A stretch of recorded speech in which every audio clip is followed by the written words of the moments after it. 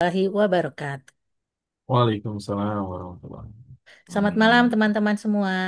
Perkenalkan saya Feni Nusantari, senang sekali bisa membersamai teman-teman malam ini di ruang reflektif yang kita bangun bareng-bareng.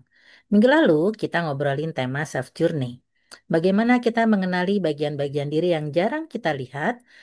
Malam ini kita akan menyelami dari mana motivasi kita sebenarnya berasal dan apakah itu benar-benar dari dalam atau hanya sekedar dorongan luar yang membungkus diri. Kita juga akan bahas nih kenapa sih batas pribadi itu penting dan bagaimana dia terhubung dengan motivasi terdalam kita. Dan tentunya saya nggak sendiri, sudah hadir Pak Darman Sahyamin yang akan jadi teman ngobrol kita malam ini. Halo Pak Darman. Malam, Bu Feni. Ya. Nah, Pak Darman kenalin diri sendiri deh, panjang kalau saya yang kenalin. Jadi Pak Darman mau dikenalinnya sebagai apa nih? Ya, kalau saya sih ini ya, sebagai seorang bapak aja deh, gitu ya, karena yang Bapak utama dengan di situ, berapa anak nih itu ya. kayaknya banyak nih.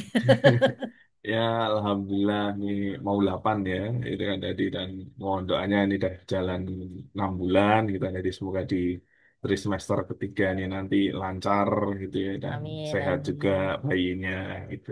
Amin, alhamdulillah. Ya, semoga apa kehamilannya lancar. Nanti juga pas kelahiran juga lancar ya, Pak ya. Amin, amin, amin. Oke, Pak Darman, kan saya pernah ada tuh di titik hidup yang sibuk banget gitu ya. Semua dikerjain. Kelihatannya sih kayak keren gitu. Tapi satu malam tuh saya tuh duduk diem gitu ya, terus bingung. Aku ini sebenarnya sedang ngejar apa sih? Kayaknya banyak teman-teman juga nggak yang pernah ngerasa kayak gitu. Ngerasa produktif, tapi terus kerasa kosong. Pak, kalau dari pengalaman Bapak mendampingi banyak orang, kenapa sih kita sering sibuk tapi kehilangan arah? Jadi gini ya, jadi kayak istilahnya kayak orang tuh waktunya tuh habis semua gitu ya dan ya uniknya lagi di situ dirasa produktif gitu kan. Iya. Uniknya dirasa produktif gitu. Dan tapi di fase menjalani itu dan ketika kita refleksi itu kadang muncul pertanyaan apa sih sebenarnya yang tak cari gitu ya. Terus tambah Hmm. lagi terus selama ini aku ngapain gitu ya. Nah, ini kan memang sesuatu yang sebenarnya ada sebuah titik yang istilahnya kalau orang tuh dilewatin, dilompatin gitu ya. Jadi ada beberapa batasan yang sebenarnya dari awal tuh disadari, tapi terkait dari kan ada obsesi ya, gitu kan ada sebuah obsesi yang wah pengen bisa gitu ya, pengen nyampe, nah, pengen memberikan kontribusi itu kan termasuk dalam sebuah obsesi. Cuman kan ada sebuah batasan jangan sampai ya itu tadi ada beberapa hal yang malah itu tuh membohongi diri kita sendiri sebenarnya.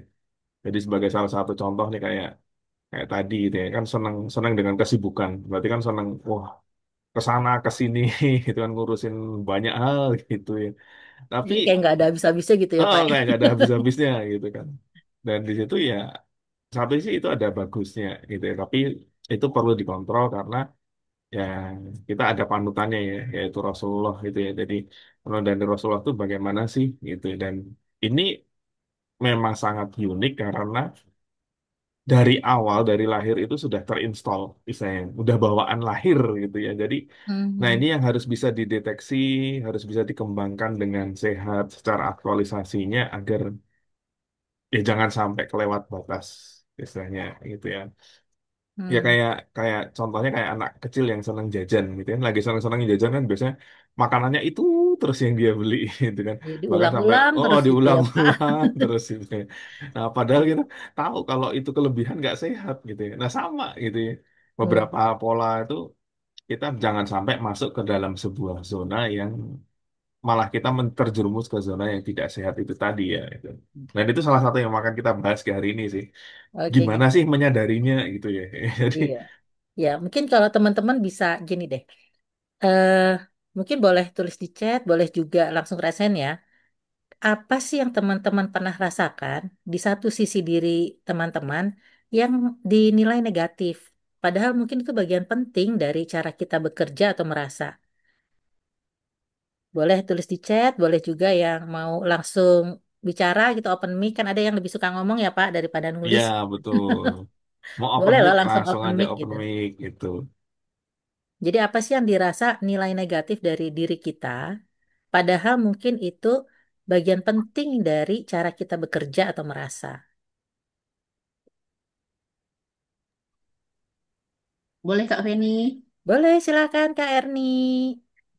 Kalau istilah bahasa Sunda itu ngarau kusiku, semua dikerjain. Iya.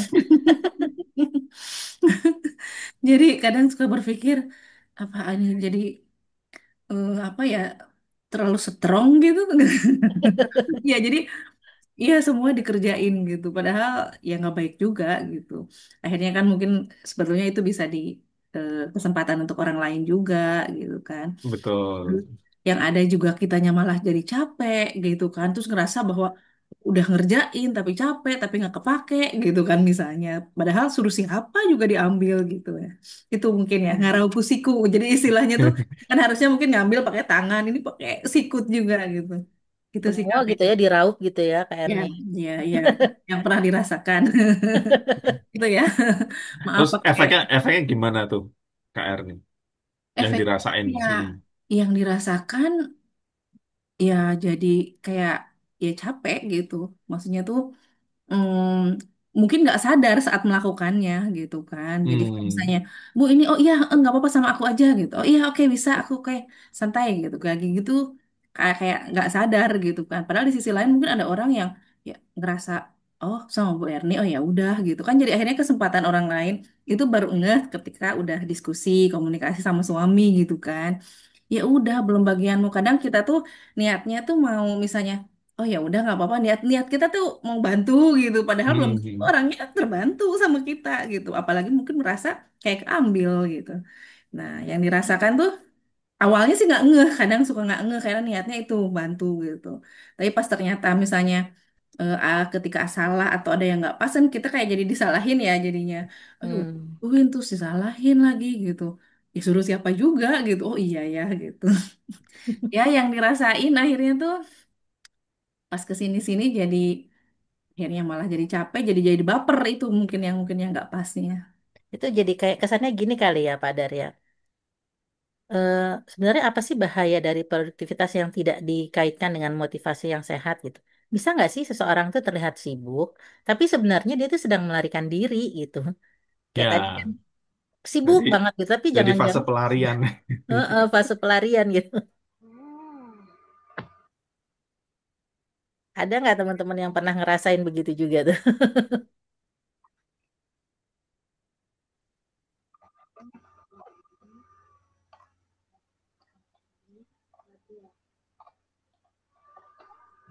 Padahal mungkin ada slide yang mau di-share Ya, oke, sambil ini ya, sambil sambil jalan ya, ngobrol. Iya, sambil ngobrol heeh. ya, karena emang lumayan sih ya untuk apa namanya di intrinsic motivation ini ya. Jadi memang itu bukanlah suatu hal yang gampang deh, bukan hal yang gampang dan di sini Assalamualaikum Pak. Tes. ya Mas Tito masuk. Baik, saya lanjut dulu ya. Terdengar Terkait Pak dari ya. Ini terkendala sinyal nih Pak Mohon oh izin. Ya, ya nggak nggak apa-apa apa-apa. nanti bisa via chat juga boleh gitu. Heeh. Nah, terkait dari manusia itu memang dia secara unsurnya sendiri unik gitu kan. Yang mirip banyak, yang sama persis ada, bahkan yang kembar pun juga ternyata hanya levelnya hanya mirip tidak sama persis gitu ya. Itulah Hmm. kenapa kayak menggali terkait dari manusia itu sesuatu yang banyak bilang wah ini dalam banget nih filosofis gitu ya. Dan dan itu memang ya segmennya orang-orang tertentu sih ya, orang-orang tertentu yang terpanggil yang punya kemampuan di situ itu baru akan ngulik. Ya, karena tidak semuanya melihat bisa mencapai ke tingkat kedalaman yang sampai kalau bisa kita dalam ya masuk dalam sisi gelapnya lautan ya. Jadi di laut dalam itu kan memang tidak semua penyelam bisa masuk ke situ. Gitu ya. Nah, di sini nih saya akan mulai membicarakan tentang intrinsic motivation dan personal boundary. Gitu ya. Karena apa? Keduanya ini sebenarnya sering berjalan bersamaan dan ada salah satu yang tidak disadari gitu ya. Nah, Hmm. kita akan mulai ya terkait dari bahwa manusia tuh pasti bisa berubah, gitu kan? Bisa berubah ya. Terkait apa? Itu terkait dari kebiasaannya, terkait dari kemampuannya, keterampilannya, gitu ya. Itu sesuatu yang bisa dirubah karena beberapa hal yang bisa dilatih itu akan bisa menimbulkan perubahan dan itu memang arahnya bisa kita gunakan untuk ya pada akhirnya menemukan kompetensi ya, menemukan bahwa oh saya ini mahir di ini gitu ya. Nah, itu baru gitu ya. Dan di beberapa hal terkait dari apa yang bisa berubah dan tidak berubah, di sini kita harus memahami bahwa yang berubah itu adalah terkait dari aktualisasi hasilnya, ya kan? Yang tidak berubah itu adalah apa? Salah satunya selain dari DNA gitu ya. Selain Bakat dari ya. aspek biologis gitu ya, itu adalah sifat atau bakatnya ya. Ya, Mm-mm. sifat atau bakatnya itu dia mendominasi di mana, nah itu akan kelihatan gitu ya. Dari kecil itu sebenarnya udah kelihatan. Tinggal bagaimana proses pendewasaannya. Gitu ya. Nah, Pak Dar, kan sempat ada ya yang ini nih. eh, Tes pertama bakatnya ini, tapi pas tes kedua tuh bakatnya ada yang berubah gitu, Pak. Itu emang karena bakatnya berubah atau memang baru di atau apa tuh gitu, Pak? sebenarnya bukan bakatnya yang berubah, melainkan terkait dari dia mengaktualisasikan bakat tersebut. Ya, jadi misalkan sebagai salah satu contoh nih dari awal nih, sebenarnya kita dari kecil kan, dari kecil dia tuh gampang nangis, gampang tersentuh, apalagi kalau ngelihat hewan hewan terluka gitu ya dia malah Hmm. nangis gitu ya. Sedangkan ketika di aspek yang lain enggak gitu. Nah, ini di ketika disadari, maka kan kita ngeliat, oh dia ada unsur empati yang cukup tinggi, tapi keluarnya baru ke hewan. Gitu Hmm. ya. Nah, kenapa kok nggak munculnya ke manusia mungkin gitu kan? Kan jadi sebuah pertanyaan ya. Kamu tuh sama hewan peduli banget sih gitu ya. Dielus-elus, dikasih makan gitu loh. Giliran sama adiknya dicuekin. Adiknya udah makan atau belum gitu kan. Kan banyak ya Banyak, fenomena-fenomena Pak ya. gitu ya. Nah, Heeh. ini kan sebenarnya butuh ada sesuatu gitu ya. Ada sesuatu yang kuat tapi dia itu butuh dijembatani. Nah, ketika Hmm. jembatan itu ada, misalkan terkait dari pengungkapan, terkait dari cara itu dia sudah memperoleh knowledge-nya. Nah, berkembanglah nih bakat communication-nya kan Mm-mm, mm-mm, melalui dorongan si empati tadi dan ini ketika kita assessment memang yang terjadi di urutannya itu akan kayak terjadi kayak bolak-balik ya. mm. Tapi Oke. di prosesnya ini diproses oleh sesuatu yang kuat tadi. Jadi kalau secara bahasa itu kayak punya core talents-nya gitu ya. Jadi core-nya dia itu dia terpanggil sebagai apanya. Nah, ini yang kita harus bisa menemukan. Gitu ya. Hmm. Terpanggil sebagai seorang pemikir atau terpanggil sebagai seorang yang punya kepekaan terkait dari rasa yang apa namanya sensitif gitu kan. Bahkan atau mungkin tidak sensitif juga gitu ya. Karena Hmm. tidak sensitif itu juga berguna gitu ya. Iyalah. Iya, gitu, Contohnya gitu ya. kayak saya kan nggak harus sensitif banget. Betul gitu ya. Oke. Ini jadi manusia yang berubah itu berarti aktualisasinya berubah. Hmm. Walaupun misalnya bakatnya awalnya di apa bisa terlihatnya justru ke hewan gitu ya, tapi begitu dia eh, bertemu dengan masyarakat, ada ketemu aktivitas sehingga punya aktualisasi yang berbeda itu yang seolah-olah kelihatan berubah gitu ya, Pak ya. Ya, terlihat sepertinya berubah. Padahal itu secara aktualisasinya dia malah meluas. Jadi antara dari Hmm. hewan ke manusia. Karena ada ya yang sama manusia peka sama hewan kejamnya minta ampun gitu kan ada. Ada. Gitu kan. Yang kasus kebalikan tuh ada gitu. Dan itu kan menunjukkan ada beberapa part yang ketidakseimbangan sebenarnya. Ya kan Hmm. kayak kayak kasus-kasusnya pola ini ya anak-anak dengan munculnya hobi menyiksa hewan gitu ya ketika stres gitu kan. Astagfirullah. Nah Aduh, itu itu astagfirullahaladzim. memang itu benar-benar sebenarnya ada yang tidak sehat gitu. Dan ini ketika kita ngerti sebenarnya bisa bisa mengarahkan gitu loh. Oh, yang dia Hmm. butuhin apa sih gitu kan ya. Karena kan yang keluar itu kan ekspresi ya. Yang Betul. keluar ekspresi. Nah, di ekspresi ini ketika kita belum punya knowledge-nya ya belum punya pengetahuannya meskipun dengan bakatnya kuat yaitu misalkan bakat individualization ya dengan bakat Hmm. individualization kuat tapi knowledge-nya belum ya masih belum kelihatan gitu ya Hmm. jadi ketika dapetin dan ada knowledge-nya nah tambah lagi diberikan kesempatan untuk mengaktualisasi, nah inilah jadi berkembang mulai menunjukkan ke arah yang oh kompetensinya di sini gitu ya. Itu akan jadi suatu hal yang lebih mudah terlihat gitu ya. Kayak gitu sih Bu Feni ya. Oke. Nih mau nanya lagi nih sama teman-teman nih. Kalau teman-teman sendiri ada nggak yang pernah dirasakan dari kecil sampai sekarang terus merasa kayaknya bakatku beda deh waktu kecil ini terus sekarang udah dewasa tuh kayaknya aku lebih suka di sini gitu. Kalau ada boleh loh di chat atau mau open mic langsung juga boleh. Biar kita langsung santai aja gitu ya Pak ya. Iya. Sharing gitu. Ya ada yang mau ini? Saya nggak bisa ngeliat nih Pak.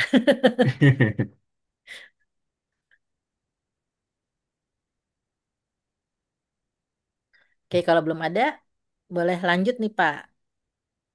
Nah, Nanti mungkin di belakang kali teman-teman. Boleh lewat chat, boleh lewat ini langsung ya. betul betul. Nah, yang Kalau tadi sih berikutnya ya. dari Mbak Arifah nih Pak ada tuh. Related banget nih pembukaannya. Baru banget tadi mengalami di kantor. Jadi kita pengennya kan ngasih yang terbaik. Tapi ternyata di mata orang kita dinilai terlalu giat. Nah, lucu ya. Giat salah.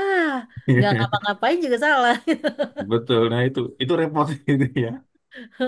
Karena di sini eh, di satu sisi manusia memang kita sebagai khalifah ya. Khalifah Mm-mm, itu produktif gitu kan. Dan itu punya tujuan gitu kan. betul. Maka dan hal yang paling sering ya semaksimal mungkin kan, semaksimal mungkin untuk menjadi produktif gitu kan. Tapi Mm, lupa bertanya nih, sebenarnya motivasinya itu dari mana gitu loh. Motivasi terbesarnya itu dari mana dan apakah ekspresinya itu sehat atau enggak? Kayak mm, tadi misalkan dia motivasinya dengan bakat responsibility kuat gitu kan. Lalu mm. ekspresinya ngambil semua kerjaannya temennya gitu kan. Iya kan exhausted sendiri ya gitu. Akhirnya begitu ada yang tidak sesuai akhirnya kan aduh akhirnya kena mental sendiri gitu kan. Nah, ini yang Oh, hal-hal sakit yang kali Pak. oh ya Kecapean kan? kecapean itu pasti gitu ya. Kecapean pasti, tapi lelah hati itu yang nanti rata-rata yang akan muncul gitu ya. Karena ketika case-nya kayak di komposisi bakat responsibility tinggi itu, ketika hal itu terjadi maka dia akan merasa sendirian. Kenapa nggak ada Iya, yang benar membantu sih. sih? Kenapa kok semua cuek sih gitu? Padahal ya sebenarnya karena dia sendiri yang mengambilnya gitu ya tanpa dia sadari gitu ya. Nah ini hati-hati ya bahwa terkait dari fitrah manusia sebagai makhluk sosial itu juga harus menjadi sebuah pertimbangan yang tidak boleh diabaikan gitu ya. Nah Hmm. asik sih emang terkait dari itu. Nah maka nih saya akan ngenalin nih pelan-pelan nih ya terkait dari intrinsic motivation. Jadi selama ini kan kita udah sering banget ngomong ya motivasinya dong gitu kan atau dimotivasi dong misalkan ketika ada orang yang lagi down gitu ya Mm-mm. padahal kita sendiri bingung memotivasinya gimana gitu karena nggak usah jauh-jauh deh guru BK ketika disuruh memotivasi muridnya biar belajar itu jaminan 100% gurunya juga bingung gitu loh. Bingung.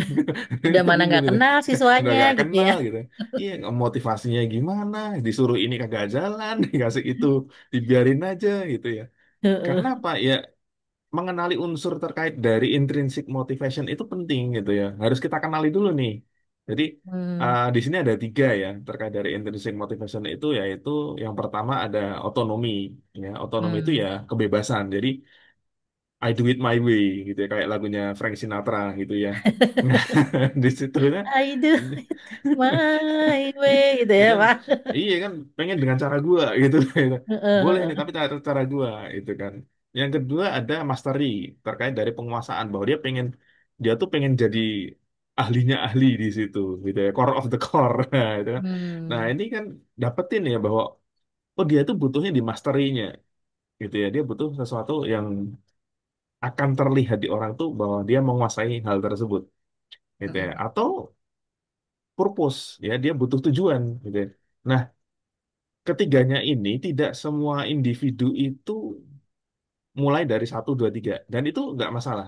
Ada yang pengennya dari mastery tadi. Ada yang butuhnya otonomi, kebebasan, gitu ya. Hmm. Ada yang butuhnya tujuan. Nah, kalau yang butuh otonomi dikasih tujuan, ya nggak akan selesai. gitu kan. Nah, Oh. maka kita harus bisa mengenali apa nih yang dibutuhkan, gitu kan. Setelah itu berhubungan dengan pengembangannya. Ya, sebagai salah satu contoh nih, ketika dari otonomi, gitu kan, dari otonomi di sini kan butuh keleluasaan ya, dimana Mm-mm. kayak tadi My Way gitu ya. Dari otonomi dia ingin menjadi mastery, gitu kan. Nah, ini maka dia butuh pola dedikasi, gitu ya. Nah, nih sebentar ada Mas Tito mau nanya nih, boleh boleh silakan Oke, Mas Tito. silakan Mas Tito.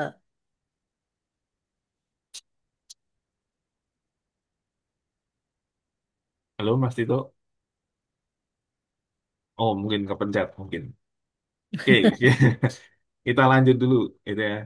Kan tadi dari otonomi, pola kebebasan, lalu menjadi mastery. Nah, kira-kira nih, ketika ini terjadi, diberi kebebasan dan dia ingin jadi ahlinya di bidang itu, maka dan ketika ini diberikan kesempatan, kan dia akan berdedikasi. Seharusnya, Ya, ya, betul. seharusnya berdedikasi. Nah, pertanyaannya berdedikasi atau enggak? Atau belum? Mm-mm. Gitu ya. Nah, ini butuh dorongan dari aspek yang lainnya. Ya, Mm. butuh dibentuk, gitu ya, butuh dilatih, gitu ya, bahwa oh caranya tuh gini gini gini ini loh. Dan kadang di fase ini itu butuh teman, butuh Mm. pendampingan, butuh mentoring, gitu ya. Dan ini jangan dilepas. Ya, karena apa? Kalau dilepas umumnya dalam proses masterinya dia nanti ketika dia sudah berada di atas, ya berada di level top, itu agak susah malahan untuk diberitahu bahwa ada beberapa part yang dia miss Mm. di Oke, situ. berarti ketika dia baru mulai, dia butuh mentor. Ketika dia sudah menguasai, tetap harus butuh mentor untuk mendampingi gitu ya, Pak ya. Iya. Jadi, dan di sini memang eh, terkait dari mentor tersebut bisa dia peroleh dari knowledge ya. Misalkan terkait dari, Hmm. misalkan ya karena kita storytellernya adalah Rasulullah ya Nabi Muhammad itu, maka dia harus bisa istilahnya menghadirkan, gitu ya, menghadirkan terkait bahwa oh kalau ketemu kondisi gini gimana ya, gitu ya. Nah itu dapetin.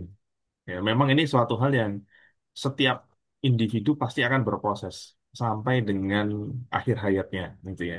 Pasti akan ketemu dengan hal-hal seperti ini terus, gitu ya.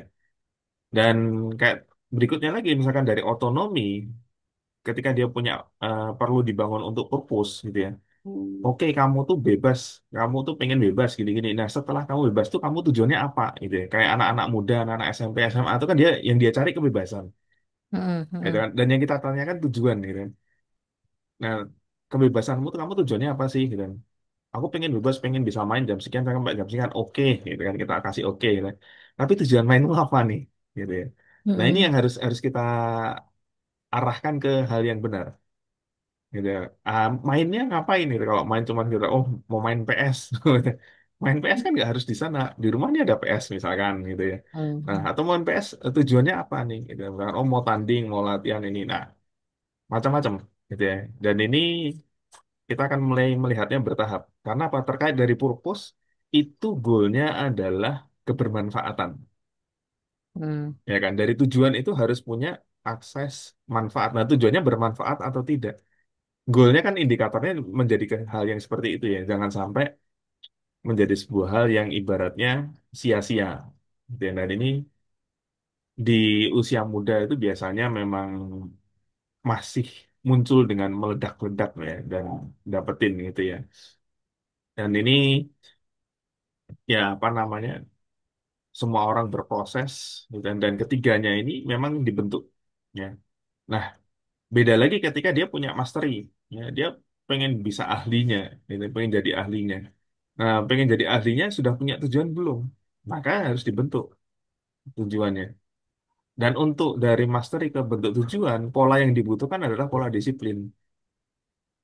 Jadi, nah ini rata-rata ketika proses ini dilihat nih kayak orang tuh kekeh gitu ya, kekeh berpendirian kuat, gitu ya, berpendirian kuat. Gitu ya. Ketika kebablasan jadinya keras kepala. Itu kok kena ke saya lagi sih, Pak? Waduh, gitu ya.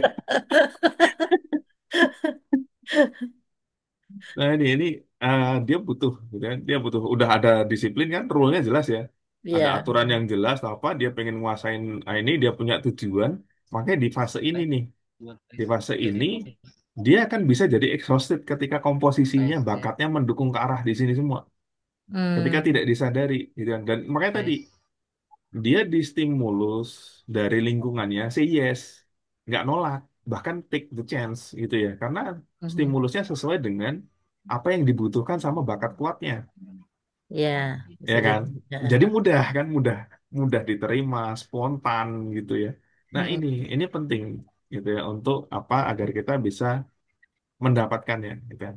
Dan ketika dari ketiganya ngeblend sudah mulai mengarah ke arah yang keutuhannya, maka di titik tengahnya irisan semuanya itu adalah drive. Nah, inilah yang Nah, memandu, menjadikan panduan bahwa oh, dia butuh kebebasan. Oh, dia harus ketika dikasih kebebasan harus bisa ini, bukan tes hanya tes. sekedar bebas, gitu ya.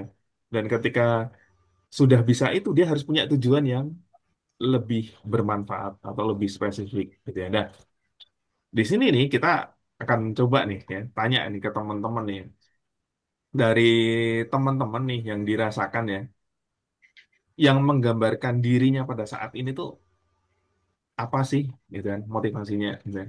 Apakah merasa bersemangat ketika saya diberi kebebasan memilih dengan cara saya sendiri atau merasa hidup ketika terus belajar dan menjadi lebih baik gitu kan?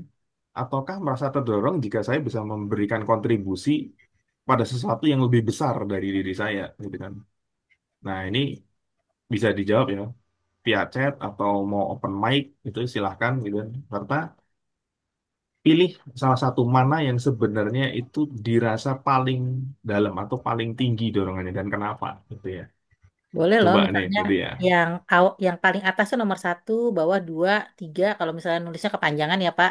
Ya, betul ya. Boleh tulis satu, dua, atau tiga gitu silahkan. Ini Pak Tito kayaknya mau langsung open mic, silahkan. Tadi udah masuk suaranya Pak Tito, mic-nya tadi. Mm-mm. Oh, oke, mohon izin Pak. Terdengar nggak Pak suara saya Pak? Ini Jelas, Terdengar, terkendala nih jelas. speakernya nih. Jelas terdengar Oke, sekali Pak. oke. Pak Tito. Sebelumnya Assalamualaikum warahmatullahi wabarakatuh Kak. Bapak Ibu Waalaikumsalam sekalian, warahmatullahi. kabar sehat tentunya di kesempatan malam hari ini. Ini sangat menarik judul tema malam hari ini gitu. Tentang manusia berarti apa ya? Tentang Iya, apa yang betul. kita katakan sebagai manusia.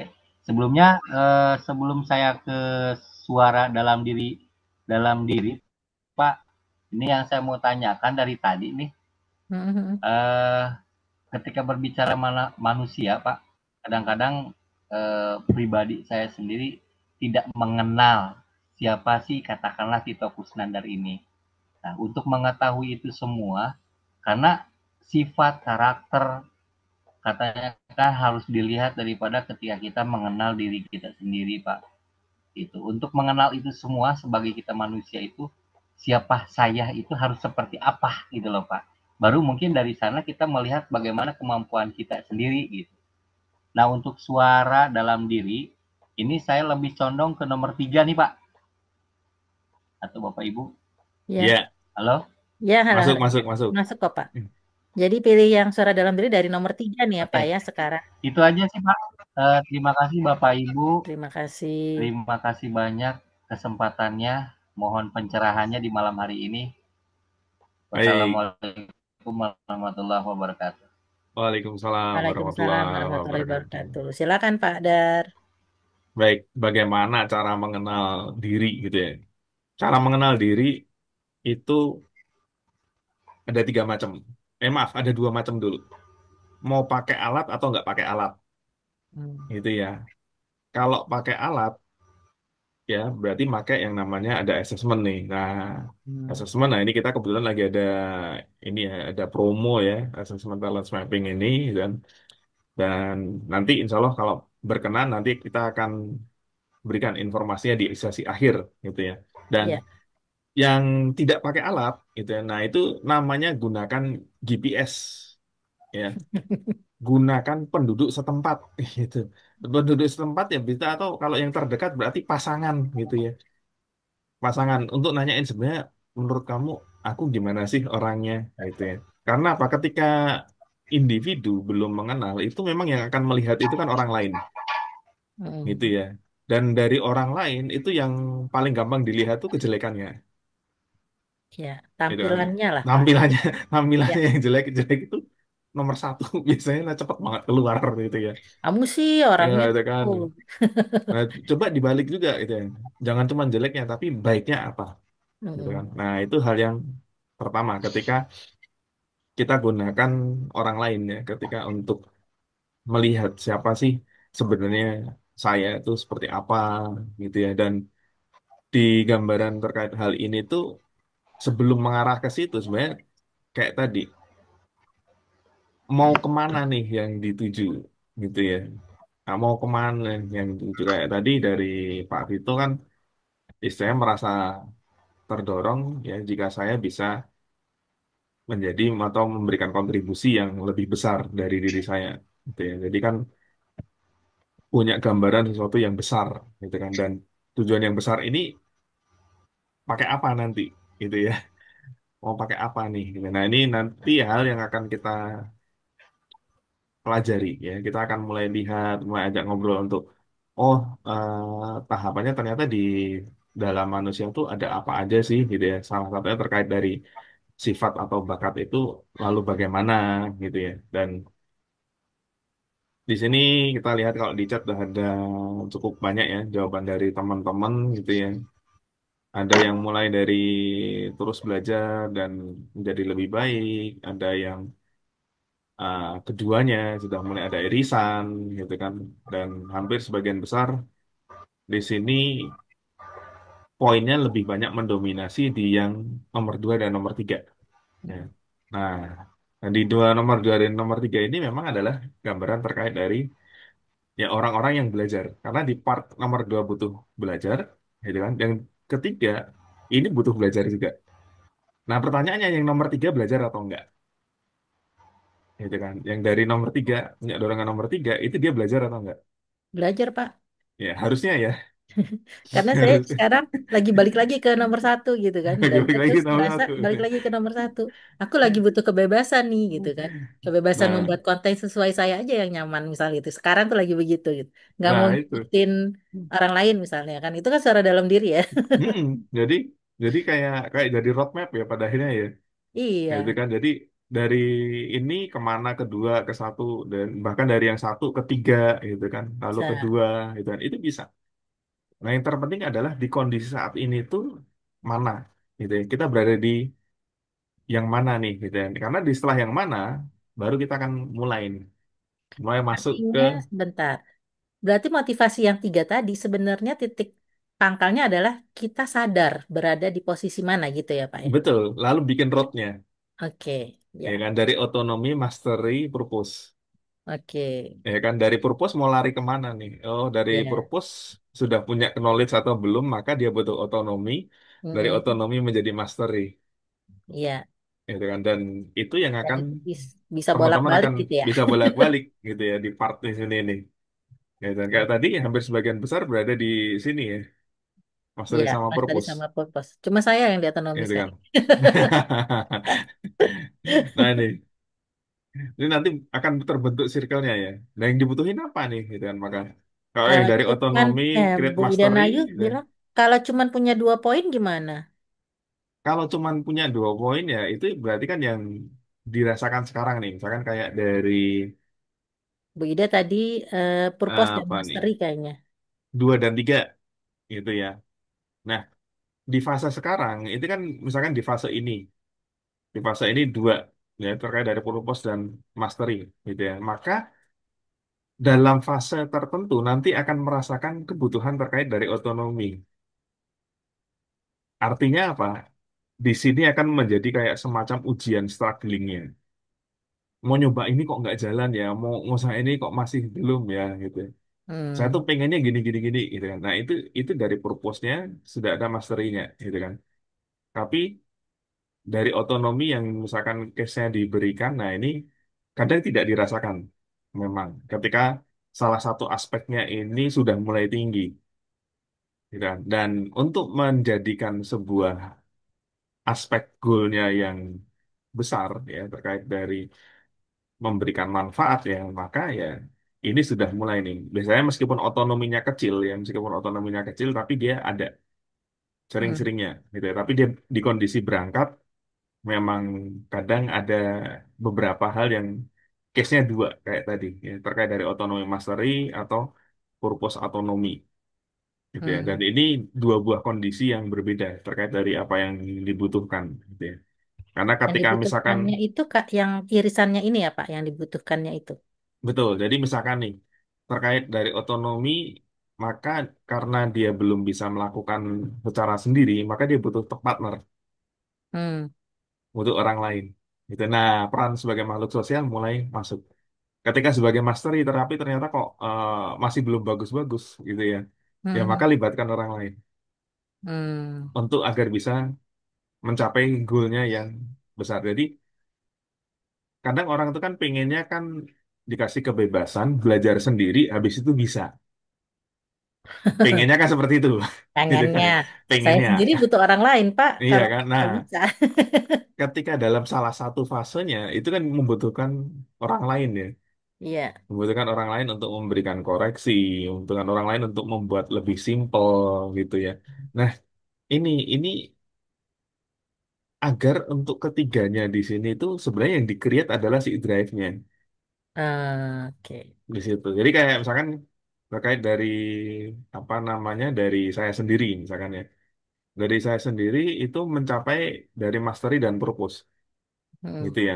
Nah, saya butuh otonomi nih. Tapi ketika otonomi saya keluarkan, ternyata kok secara aspek menjadi orang lebih susah memahami misalkan. Hmm. Nah, ini saya berarti kan butuh otonomi saya tidak berfungsi dengan baik gitu ya. Maka Hmm. saya membantu mencari cari partner gitu ya, cari partner agar ya memang pendewasaan ya, pendewasaan di otonominya akan jalan sambil ada teman yang melengkapi dan itu jadinya lebih cepat Hmm. gitu. Jadi dia dia sebenarnya tetap punya kebebasan terhadap dirinya, tapi dia tahu oh ya ini aku ini sedang mengalami struggling bagaimana menyampaikan ke orang lain dengan lebih sederhana misalnya. Maka dia butuh orang lain untuk membantu mengingatkan ataupun memberikan masukan kan. Iya Kayaknya betul, terlalu susah tuh gitu. Kayaknya butuh diturunin bahasanya gitu ya Pak ya. iya betul.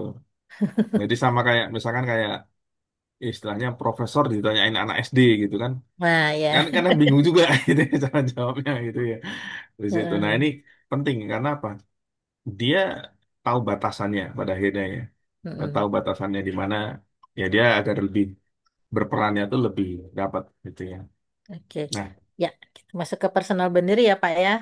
ya, nah terkait dari ketiga tadi itu sebenarnya setiap manusia, setiap umat itu punya personal boundary masing-masing. Setiap individu itu punya ya. Mhm. Karena apa? Personal boundary ini adalah batasan, batasan sehat untuk mengekspresikan kekuatan ya, agar tidak merusak. Merusak siapa? Ya merusak diri sendiri dan orang atau orang lain gitu ya. Dan batasan ini mencerminkan terkait dari bagaimana sih seseorang ingin diperlakukan oleh orang lain gitu kan. Dan bagaimana dia memperlakukan dirinya dalam hubungan sosial, pekerjaan, dan kehidupan pribadinya. Nah, terkait dari personal boundary ini mirip dan bukan mirip ya, dia akan bisa muncul tanpa disadari ketika berhubungan dengan apa yang senang. Hmm. Saking disenangi gitu kan, ketika distimulus kasih, oh iya, iya, iya, terus gitu kan. Jadinya over. Dan prosesnya alami, sering tanpa paksaan. Jadi ini memang akan berhubungan dengan komposisi di bakat kuatnya, Hmm. gitu ya. Maka dalam beberapa aspek orang itu harus menyadari bahwa dia harus bisa mengambil hikmah dari apa yang sudah pernah terjadi atau pengalamannya, ya, atau bahkan pengalaman dari orang lain, gitu ya. Dan terkait dari personal boundary di sini, ini memang karena hubungannya dengan terkait dari sifat atau bakat itu tadi, dan itu harus benar-benar disadari ya. Dia ini sebagai salah satu contoh ya, bahkan case-nya gini, terkait dari di sini nih, contoh terkait dari bakat ya self assurance yang berada di aspek otonomi. Nah, self assurance apa sih? Gitu ya. Self assurance kan PD ya, percaya diri. Orang Iya. yang kelihatannya Ya, pede segala macam gitu. Nah, dia yakin punya pokoknya oh tindakannya. yakinnya gitu. Dia butuh dia punya ada beberapa ciri nggak yang ini. Dia butuh ruang untuk memulai nggak gitu kan. Dan Tuh. dia inisiatif memimpin nggak gitu kan. Dan memilih arah nggak gitu ya. Itu Harusnya sih ketika dengan keyakinan dirinya dia akan begitu ya. ya harusnya Heeh. gitu kan. Tapi ketika gambaran terkait dari personal boundary-nya itu dilanggar, dalam arti dia dari self assurance-nya ini liar, kuat, tapi tidak terarah dengan benar, Mm-mm. purpose-nya belum benar tadi ya. Bisa jadi purpose belum benar kan karena dari aspek mastery yang kurang ilmu, Mm-mm, gitu bisa. kan. Nah, maka dia bisa jadi impulsif gitu loh. Nggak sabar ngelihat yang pelan yang anu tuh jadinya nggak sabar ya. Ah kayak gini ngapa sih? Udah sini aku aja yang maju gitu. Nah, itu mirip kayak saya tuh, Pak. Cuma kalau saya bukan self assurance, komen. Komen yang muncul gitu Komen ya. yang muncul kan. Nggak Nah itu sabar gitu. Kayaknya ngeliat yang lambat nih gimana sih kerjaannya? Gini aja kok lama banget misalnya gitu. Saya ambil alih jadinya deh, Pak. di situ. Nah ini aspek-aspeknya kan banyak ya. Kayak tadi di aspek mastery. Di aspek Mm-mm. mastery itu kan berhubungan dengan pengetahuan, penguasaan gitu ya. Nah, penguasaan itu ada ilmu, ada daya juang Tuh. gitu kan. Nah, daya juang itu salah satu contohnya nih kalau kita lihat dari achiever. Achiever kan senang kesibukan gitu ya. Aktif, Iya. nggak bisa diem gitu kan. Nah, Pokoknya kalau bisa yang ini cepat selesai, habis itu ngerjain yang lain lagi gitu kan, Pak. betul. Itu ini. Nah, ini hati-hati. Jangan sampai dia workaholic. Ya, Dua puluh jangan empat jam sampai nggak dia cukup gitu ya, Pak. 24 jam nggak cukup. Satu di sini. Gitu kan. Yang kedua, ketika berdinamika, ya, berdinamika dengan apa? Nggak perlu maximizer deh, learner, ya, berdinamika sama learner. Bisa jadi perfeksionis loh. Oh, Pengennya iya. lebih bagus lagi, pengennya nerapin yang ini, pengennya nerapin yang itu, gitu ya. Apa yang sudah pengen dipelajari kan pengennya diterapkan tuh. Ketika Hmm. dia berdinamika antara learner sama achiever gitu ya. Oh lihat Hmm. di YouTube caranya gini, coba. Gitu ya. Cari referensi lagi gitu. Wih, dari channel ini ternyata kok caranya beda gitu ya. Dia coba lagi dan sampai akhirnya ya tadi case dari lupa waktu iya bakat kuat gitu ya mengalir iya gitu kan dan ini di fase ini kan yang tidak seimbang adalah di dalam dirinya dia Hmm. gitu kan dan komposisi ini ketika gagal maka case-nya dia jadi mudah frustasi. Iya, udah Nah, nyobain ini, nyobain itu, tetap aja muridnya nggak ngerti gitu, Pak. gitu kan makanya langsung bingung sendiri gitu ya padahal sebenarnya simple gitu oh yang dia pengenin ternyata yang kayak gini gitu ya. Heeh. Karena di situ kadang istilahnya kita tuh saking biasanya melihat sesuatu yang kompleks, itu melihat yang mudah itu jadi nggak kelihatan dan bahkan itu menjadi sesuatu yang sangat terlihat sulit lah gitu ya Hmm. di situ. Jadi ini yang penting ya bahwa untuk terkait dari komposisi bagaimana melihat esensi karena apa? Esensi itu arahnya sederhana. Ya, esensi itu arahnya sederhana. Tapi yang tidak sederhana adalah bagaimana menjalaninya di situ. Ya, itu kan Iya, sering kita ngomong, wah sabar, sabar. Ih, ngomong doang gampang, sabar gitu. iya, Nah, ini kan betul, Pak. penting gitu ya di situ. Ayo, yang produktif dong. Gimana caranya Ini produktif gimana yang gitu? produktif gitu ya. Bingung juga gitu kan. Nah, yang butuh purpose nih, butuh purpose kuat. Ya, butuh purpose Hmm. itu terkait dari komposisi bakat connectedness, belief, ya, responsibility, developer. Ini dia butuh di purpose misalkan. Gitu kan. Maka terkait dari komposisi di sini, ini kan pada akhirnya dia akan menjadi kayak misalkan nih ketika di komposisi belief yang dimana dia apa namanya punya Punya nilai gitu, nilai yang punya udah value dia kan. dia itu udah yakin banget gitu ya, udah yakin banget. Maka apa yang akan terjadi? Gitu kan? Nah, yang terjadi kan dia akan reflected itu ke orang lain gitu loh. Iya, nggak bisa nerima kalau orang lain Nggak tuh bisa nggak nerima. sesuai sama nilai kita gitu ya. Iya betul di situ gitu kan. Maka kan terkait dari di sini kan dia terkait dari makna dan kontribusi pada sesamanya yang akan menjadi bagaimana. Padahal loh, beliefnya kuat loh. Harusnya kan di zona pelayanan keluar nih, gitu kan. Tapi kok Hmm. nggak keluar, gitu misalkan. Nah, bermasalahnya di mana? Di situ. Apakah dari dia butuh? di mastery, belum ada knowledge-nya bagaimananya gitu ya. Nah, terkait dari misalkan terkait dari tujuannya itu tadi apakah masuk ke arah idealis ya. Nah, Atau ini justru dia nggak punya otonomi ya, Pak? Asik aja bantuin orang. asik aja, Ya. heeh, tanpa melupakan di sini ya. Mm-mm. Melupakan di partai. Dan ini hati-hati karena ketiganya di sini ini adalah komponen yang memang perlu dibangun untuk menjadi sebuah circle. Ya, Hmm. jadi ketika ada circle kan orang tuh akan jadi looping ya, jadi pure energy gitu kan. Jadi kayak ketika misalkan case-nya ya dia memang nggak ada capeknya, ya semua dilakuin, tapi dia punya batasan itu sebenarnya. Ketika dia sudah sampai batasan yang ini, udah tuh nggak bakalan gitu ya. Jadi ada Hmm. gitu ya. Jadi berhubungan dengan kalau dari komposisi self yang kemarin ya itu ada yang namanya self control gitu ya. Ya. Terkait dari bagaimana dia kontrol dirinya gitu ya. Selain terkait dari ada aspek self awareness yang diperhatikan, terkait dari self concept yang dimiliki gitu ya. Nah, ini self controlnya juga dilihat juga berhubungan ya, karena ketiganya itu seperti sebuah rantai ya, dalam membentuk intrinsic motivation di sini gitu ya. Hmm. Kalau udah itu semua baru akan masuk ke self regulation jadinya ya. Dia punya Ya, regulasi diri gitu ya. regulasi dirinya baru. Nah, Oke. berbicara dari self regulation kan masuk di growth and development ya. Maka kan yang Iya. berkembang di situ gitu. Nah, ini asiknya materi kita emang seriesnya asik sih ya. Dari yang pertama kedua itu saling berhubungan gitu ya. Iya. Oke. Nah, sekarang nih, saya mau coba nih dari teman-teman nih. Bisa nggak nulisin terkait dari sifatnya nih. Sifat yang dirasa kuat itu apa sih? Gitu ya. Dan di sini apa yang dirasakan ketika merasa bahwa hidup saya berguna ketika bakat ini muncul atau sifat ini muncul gitu ya. Dan batasannya apa nih agar saya tetap sehat gitu ya, tetap seimbang di situ gitu ya. Nah ini dari teman-teman bisa nggak? Kenapa saya minta cuman 5? Ya, karena tidak semuanya itu langsung bisa merasakan kuat yang 1 sampai dengan 7 ya. Tapi Hmm. terkait dari yang bisa 1, 2, 3 nggak apa-apa gitu. Tapi maksimal 5 aja.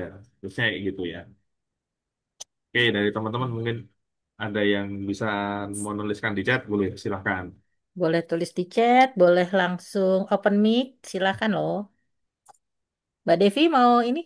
Soalnya udah nulisnya udah dari dorongan bakat kuat saya ke arah nomor 3 nih Pak Dar. Berarti apa nih Bu Mbak Devi yang mau di-share nih?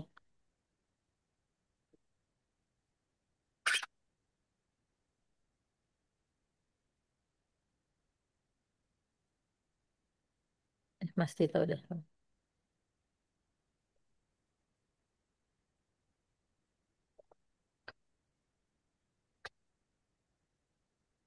Kalau saya itu sering pakai bakatnya apa ya? Eh Antara developer, analytical, sama connectedness sih gitu. Oke, developer, analytical, connectedness gitu kan. Nah, Hmm, itu yang dirasain terkait dari hasilnya itu ketika pas apa tuh? dari hasilnya eh apa ya? Kalau sekarang tuh saya lebih banyak misalnya nih karena developer kan berarti saya lebih perhatian ke arah pendidikan gitu ya. Nah, kadang tuh suka ngelihat, menganalisa baik itu ke anak sendiri ataupun ke sekolahannya gitu ya, menganalisa ini sebenarnya ada yang perlu ditingkatin lagi nggak? Padahal ini punya potensi, terus ini perlu ditingkatin lagi nggak? Kemudian nanti connectorsnya kalau misalnya saya udah usaha segala macam ternyata masih belum ya larinya, oh iya berarti saya belum bisa masuk, kemudian nanti hikmahnya apa di belakangnya gitu. Gitu nggak sih Pak? Jadi bingung sendiri. itu itu bisa masuk gitu kan. Tapi ada beberapa part yang merasa bahwa itu sudah hidup, tapi kayak dirasa ada beberapa hal yang ngerasain ada beberapa part tuh kayak yang ada yang belum optimal gitu ya. Iya, betul. Karena kayak kayak dorongan analytical itu kan unik ya. Analytical itu unik ketika kita memberikan bukti, tapi merekanya nolak. Ya. Itu kan, Heeh. kalian ini butuh bukti apa lagi sih, istilahnya gitu ya. Udah dikasih nih loh buktinya, gini-gini, masih aja nolak gitu ya, masih aja belum nyadar bahwa butuh ini, butuh itu gitu ya. Nah, ini ini kan si analytical jadi istilahnya kalau orang tuh dibenturkan ya, dibenturkan dengan sebuah kondisi realita bahwa ternyata, oh ternyata yang apa namanya yang kita kasih hasil Hmm. tadi ya hasil dari analitis tadi kita ternyata kok malah belum gitu ya. Apa karena dari communication-nya ya, Pak ya? Jadi aspeknya kan dua pola pola pendekatan ya, pola pendekatan kayak gitu tuh yang bisa memberikan otonomi untuk itu terjadi siapa? Hmm. Nah, itu yang perlu dicari. Kan otonominya bukan di kita ya. Iya, bukan di kita. Betul. Otonominya di tempat lain gitu. Nah, Betul. maka yang memberikan impact ke tempat lain itu apa dan siapa. Gitu. Nah, ini yang Hmm. kita cari Yang gitu ya. perlu dicari ya, Yang Pak. perlu kita cari gitu. Perlu kita cari dengan menggunakan otonomi kita istilahnya. Kebebasan kita untuk ngobrol ke sana, ngobrol ke sini gitu ya. Di situ. Nah, ini dapetin ya. Ini dari KR Nah, nih, Pak. Ada nih, ada belief, responsibility, developer, empati. Kayaknya masih open mic Dewa. nih KR nih, masih cerita.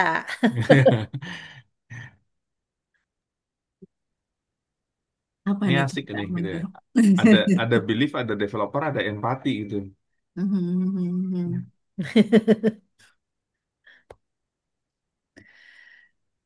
Ya, apa ya?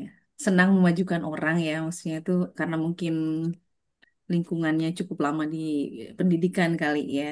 Tapi sebetulnya kalau diingat-ingat dari dulu juga sebelum nggak terbayang akan jadi guru, kayak waktu di kosan kayak gitu itu tanpa sadar misalnya ini kamu mau coba ini mau belajar ini kayak gitu itu terus juga nah itu yang responsibility itu kaitannya yang tadi saya cerita yang ngarau kusiku itu ya jadi Hmm. semua dikerjain gitu kan terus nah karena faktor empati ini juga kadang empati dalam artian gini oh kayaknya dia perlu bantuan atau kayaknya mungkin kalau dibantu padahal belum tentu gitu kan semuanya itu perlu dibantu atau misalnya ya itulah mungkin kurang cuek gitu kali ya kadang mungkin perlu agak perlu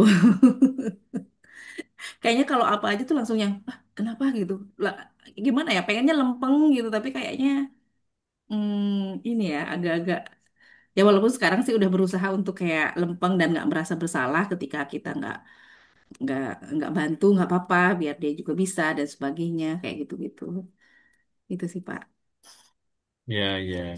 Karena ini unik ya aspeknya di sini itu berhubungan dengan pelayanan semua nih, dengan zona zona pelayanan ya ada belief, Ya. ada empati, tambah lagi developer gitu ya. Itu Mhm.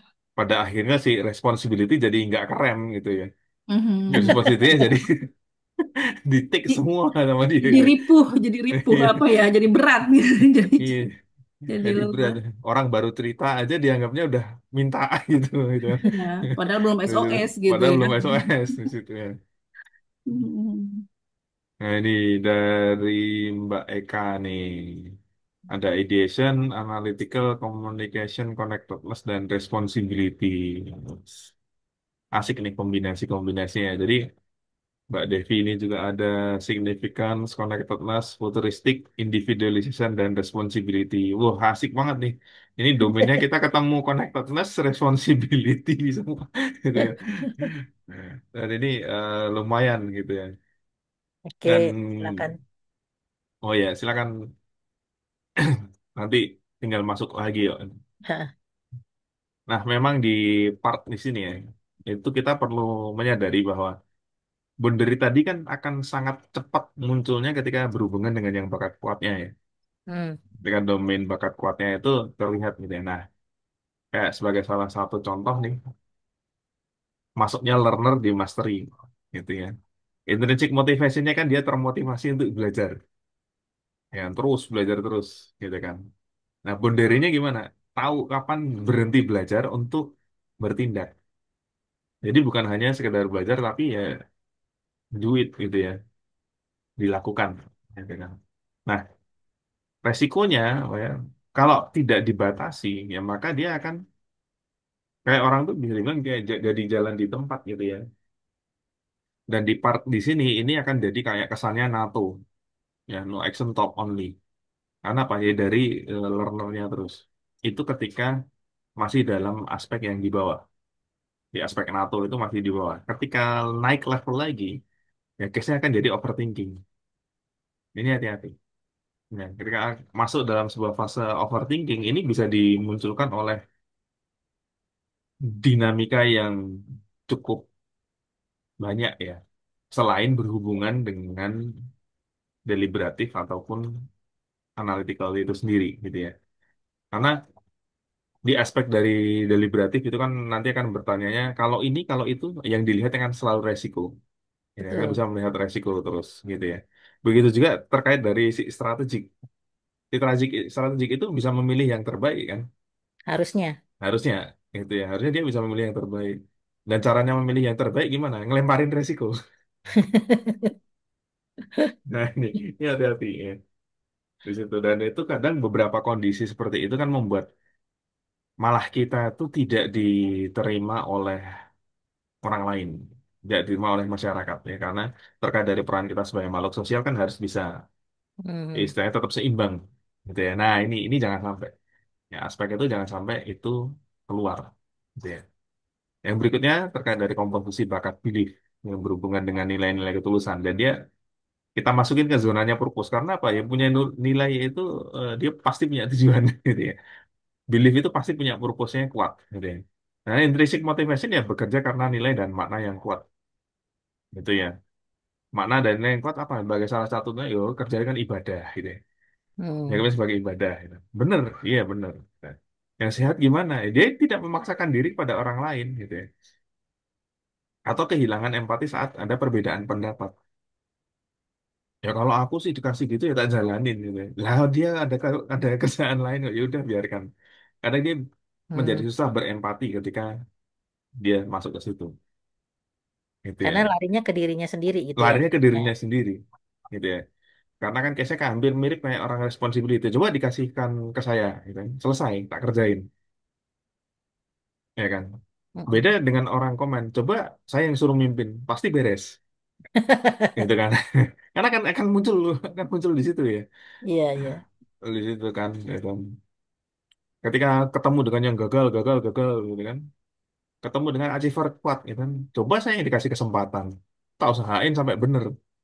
Iya. Gitu ya. Nah, Ya ini kan berhenti-berhenti nggak soalnya. berhenti-berhenti kalau dia gitu kan. Gagal, coba lagi. Polanya kan kayak gitu ya. Jadi kita Mm. harus bisa melihat gimana nih kita.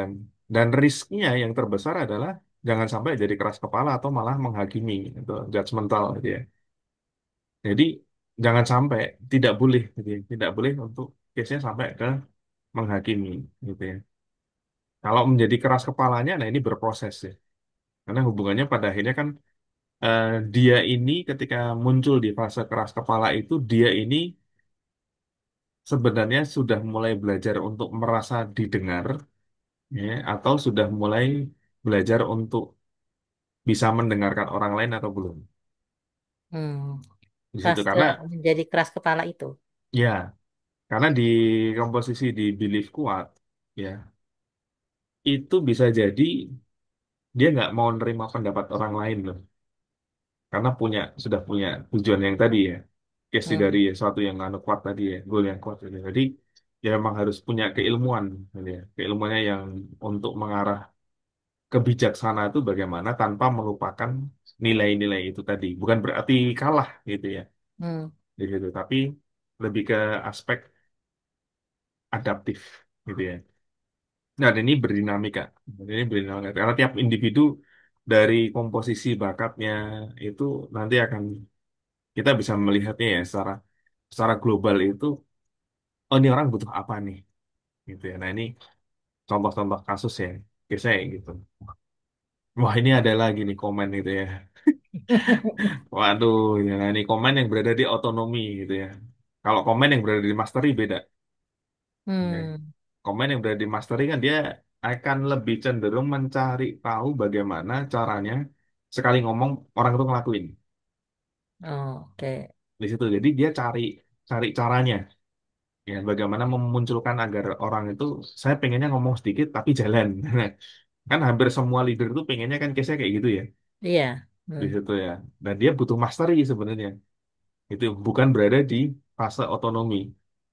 Ya, karena kalau di fase otonomi ini adalah biasanya adalah bakat-bakat komen yang tidak terdengar atau Hmm. tidak didengarkan, gitu ya. Karena apa ya? Dia motivasinya ingin memimpin, ingin mengambil keputusan, gitu kan. Dan ketika sebuah boundary-nya ketika sehat itu dia bisa menahan diri, ya, agar tidak Hmm. mendominasi.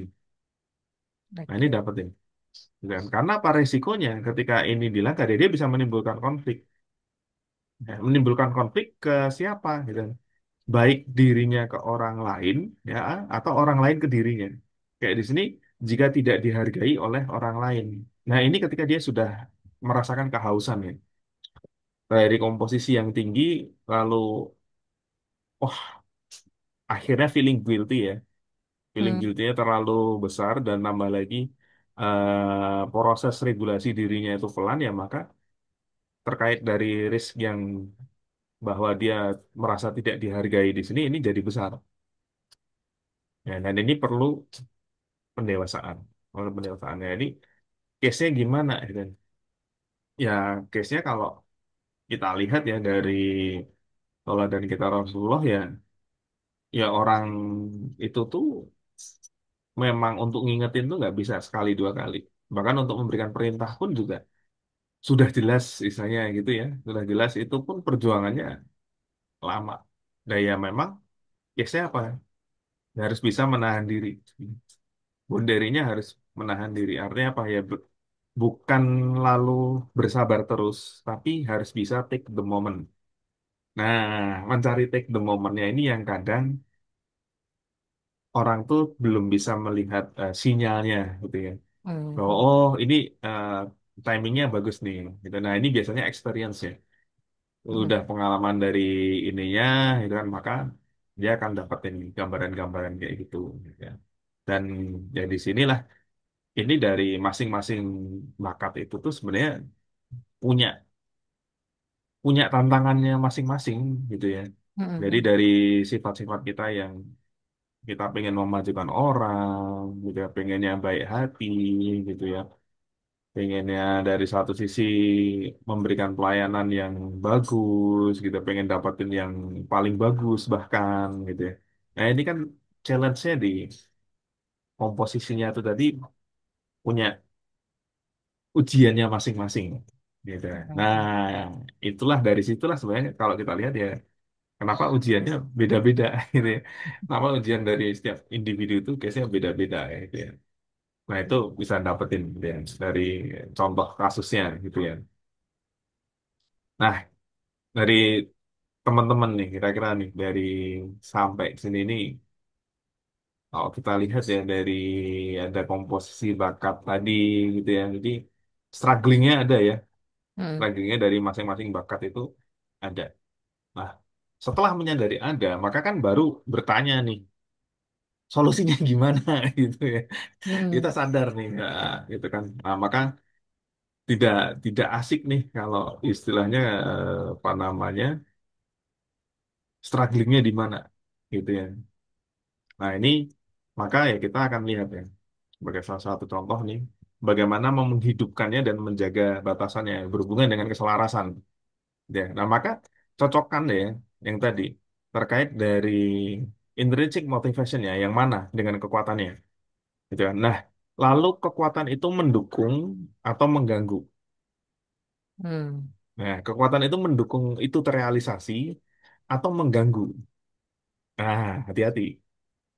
Nah, pada akhirnya Contoh nanti Pak, kita akan contoh. Saya kalau nggak ada contoh masih bingung nih.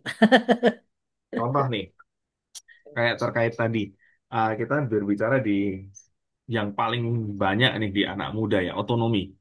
Hmm. Hmm. Itu kan otonomi. Rata-rata anak-anak muda ini bakat bakat di top 7-nya apa sih? Gitu ya. Relator. Hmm. Hmm. Ya, di anak-anak usia SMP, SMA itu kan rata-rata hampir sebagian besar yang terlihat itu relator ya pada fase Ya. itu, gitu Heeh. kan. Nah, otonomi yang berhubungan dengan relator, ya, ini dia apakah masih berdiri sendiri, ya, mendukung untuk terkait dari kebebasan yang sebebas-bebasnya, gitu kan, atau mulai mengarah membentuk ke arah irisan terkait dari mastery atau purpose, misalkan. Kalau sebebas-bebasnya berarti dia nggak ada kontrol diri gitu ya maksudnya. Ya, Pokoknya terserah aku pokoknya mau bebas gitu. nah pengennya seneng, mau senengnya apa, mau Heeh. senengnya dia gitu loh, Ya, mau semaunya senangnya dia. dia. Oke. Nah, ketika semaunya dia, berarti kan dia butuh purpose. Tuh. Nah, terkait dari butuh purpose, maka apa yang harus kita berikan gambaran, gitu ya. Ya, Hmm. sebagai salah satu yang lebih dekat adalah kebermanfaatan, ya Hmm. kan. Misalkan nih terkait dari ngeliat, oh, daripada cuman kumpul-kumpul sama temanmu kayak gitu, mbok coba deh ini mana namanya Sekalian belajar ikut event apa, gitu kan. misalkan belajar di sini nggak berarti lalu pegang buku ya, karena kalau jujur kayak untuk anak-anak sekarang ini kata-kata belajar itu kayak freaky banget gitu ya. Iya. Ya itu kan, jadi Kalian aja bikin event apa? Ini sekalian bikin 17 apa udah deket itu, nih gitu kan. mm gitu kan. Nah itu mereka kan jadi punya ya. Nah, Heeh. case-nya coba deh bikin kayak case-nya sekarang nih mendekati 17-an gitu. Mau coba deh mana dirancang gitu ya. Ngerancang lomba buat 17-an biar seru gitu kan. Hmm. Nah, itu kan dari otonomi ya yang diberikan purpose ya. Nah, dia Iya. nanti akan mencari mastery. Iya, iya, Wah, oke. pengen cari nih lomba-lomba yang bagus, yang seru gitu kan. Tambah lagi dia kenal kenal lingkungannya gitu ya, bahwa di sini tuh Hmm. anak-anaknya anak-anak taruhlah SD SMP lah gitu ya. Nah, Hmm. kalau bahasanya mereka kan gokil banget gitu kan. Nah, ini mereka kan apa namanya berproses ya untuk melihat gitu ya, untuk melihat dari masing-masing ini kemana gitu ya. Dan di part di sini gitu ya, karena dia dari case-nya dari otonomi ya, dengan kekuatannya dari komposisi relator, nah itu dia menyadari case-nya yang mendukung di mana. Oh, yang mendukung saya punya relator, berarti saya bisa ngeblend gini-gini. Nah, kira-kira itu bisa mengganggu nggak di intrinsic motivation-nya gitu ya. Intrinsic motivation-nya mengganggu ketika apa? Purpose-nya tidak sama. Iya. Iya kan? Nah, itu ketika ketemu teman yang alah ngapain sih kayak gitu? Udahlah, biarin aja yang lain. Lah, kita mah main aja ya, having fun gitu. Ke mall, tak traktir deh gitu. Nah, dia dapat distraction. Nah, Udah gitu dia sedangkan nggak enakan menolak gitu tambah ya. lagi dia nggak enakan mau nolak gitu kan. Padahal dia sebenarnya sudah tertarik di purpose yang awal tadi gitu ya. Heeh, heeh, Nah, heeh. ini butuh guiding kan. Dia butuh dipandu gitu. Oke. Pak, ada Jadi pertanyaan nih, Pak, dari Pak Aditya Prabowo nih. Apakah tiap bakat perlu dikaji dari tiga sisi, mastery, purpose, dan otonomi? Sehubungan nggak semua orang punya bakat komen misalnya. Tadi itu contoh kayaknya komen ya. ya, komen itu contoh aja gitu ya. Jadi terkait dari ketiga aspeknya itu semua bakat itu bisa berperan di masing-masing. Ya sebagai salah satu contoh, responsibility butuh otonomi Hmm. gitu ya. Karena kalau dia nggak dikasih kesempatan ya dia nggak akan kelihatan mungkin gitu ya. Biasanya di situ misalkan dia punya komposisi kayak tadi responsibility developer gitu kan. Nah, responsibility developer ini kan pengennya ngajarin orang, itu kelihatan banget ya. Hmm. Dan dia butuh otonomi untuk diberikan kesempatan untuk ngajarin orang gitu ya, ya maka dia harus sadar bahwa saya tuh butuh ini, butuh otonominya gitu ya, butuh otonomi. Then how to create otonomi gitu kan, how to create otonomi ya membuktikan bisa melalui tujuan, bisa melalui mastery bahwa saya tuh bisa ini loh dipaparkan gitu. Nah ini aspek startingnya ya, mana yang dia butuhkan gitu kan, terkait dari responsibility yang menjadi mastery gitu kan ya, maka dia akan bisa terkait dari hubungan aspeknya terkait dari nggak exhausted ya, nggak yang pada akhirnya jadi burnout, nggak yang akhirnya jadi workaholic gitu ya, karena resiko dari bakat responsibility tinggi ini bisa dia masuk ke self destruct zonanya.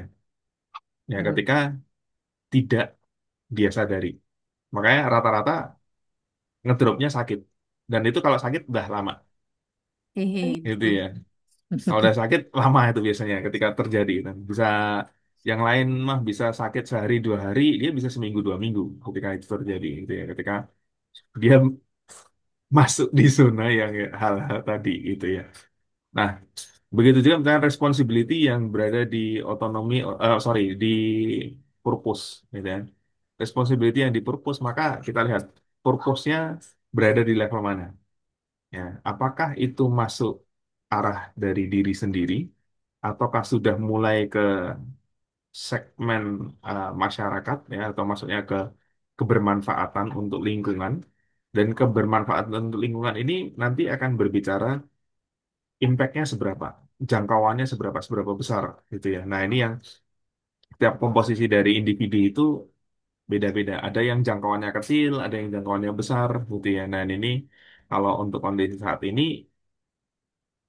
terutama dengan adanya perkembangan teknologi ya, nah ini bisa bisa dibantu ya dari yang kecil untuk menjadi sesuatu yang secara jangkauan bisa diakses di mana-mana. Kalau misalkan case-nya itu pengetahuan tadi, gitu ya. Dan itu bisa diperoleh ketika di-reload lagi ke mastery-nya, ya, agar dia mendapatkan tujuan yang lebih tinggi, gitu ya, atau jangkauan yang lebih besar. Biasanya kayak gitu. Jadi setiap bakat itu dia bisa di mana saja. Dia bisa di otonomi, bisa di mastery, dan dia bisa di purpose. Tinggal mana yang dia butuhkan. Gitu ya.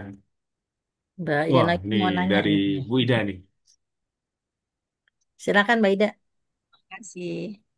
Eh, yang menarik ya, ternyata bakat itu fasenya bisa tiga-tiganya gitu ya. Nah, saya ingin nanya tentang personal boundaries itu tadi. Karena kelihatannya itu orang tuh jadi beda-beda ya. Ada yang seolah-olah personal boundariesnya itu begitu rapuh gitu ya. Kayak bolong sana sini gitu. Sehingga dia sendiri burn out gitu, kelelahan. Sementara di sisi lain kita bisa lihat ada orang yang punya personal boundaries yang begitu kuat gitu. Seolah-olah hidupnya itu sangat nyaman gitu, nggak terganggu oleh orang lain. Tapi kita lihat lagi, ternyata yang terganggu sekitarnya gitu. Karena terlalu kokohnya tadi ya. Kalau saya suka me- memikirkan kalau personal boundaries itu ibarat pagar gitu ya. Pagar rumah gitu. Kan ada pagar yang terlalu pendek gitu ya, sehingga anak tetangga aja loncat bisa gitu. Ada pagar yang terlalu tinggi gitu, sehingga ya tetangganya mau mau bertamu aja sungkan gitu karena pagernya terlalu tinggi gitu.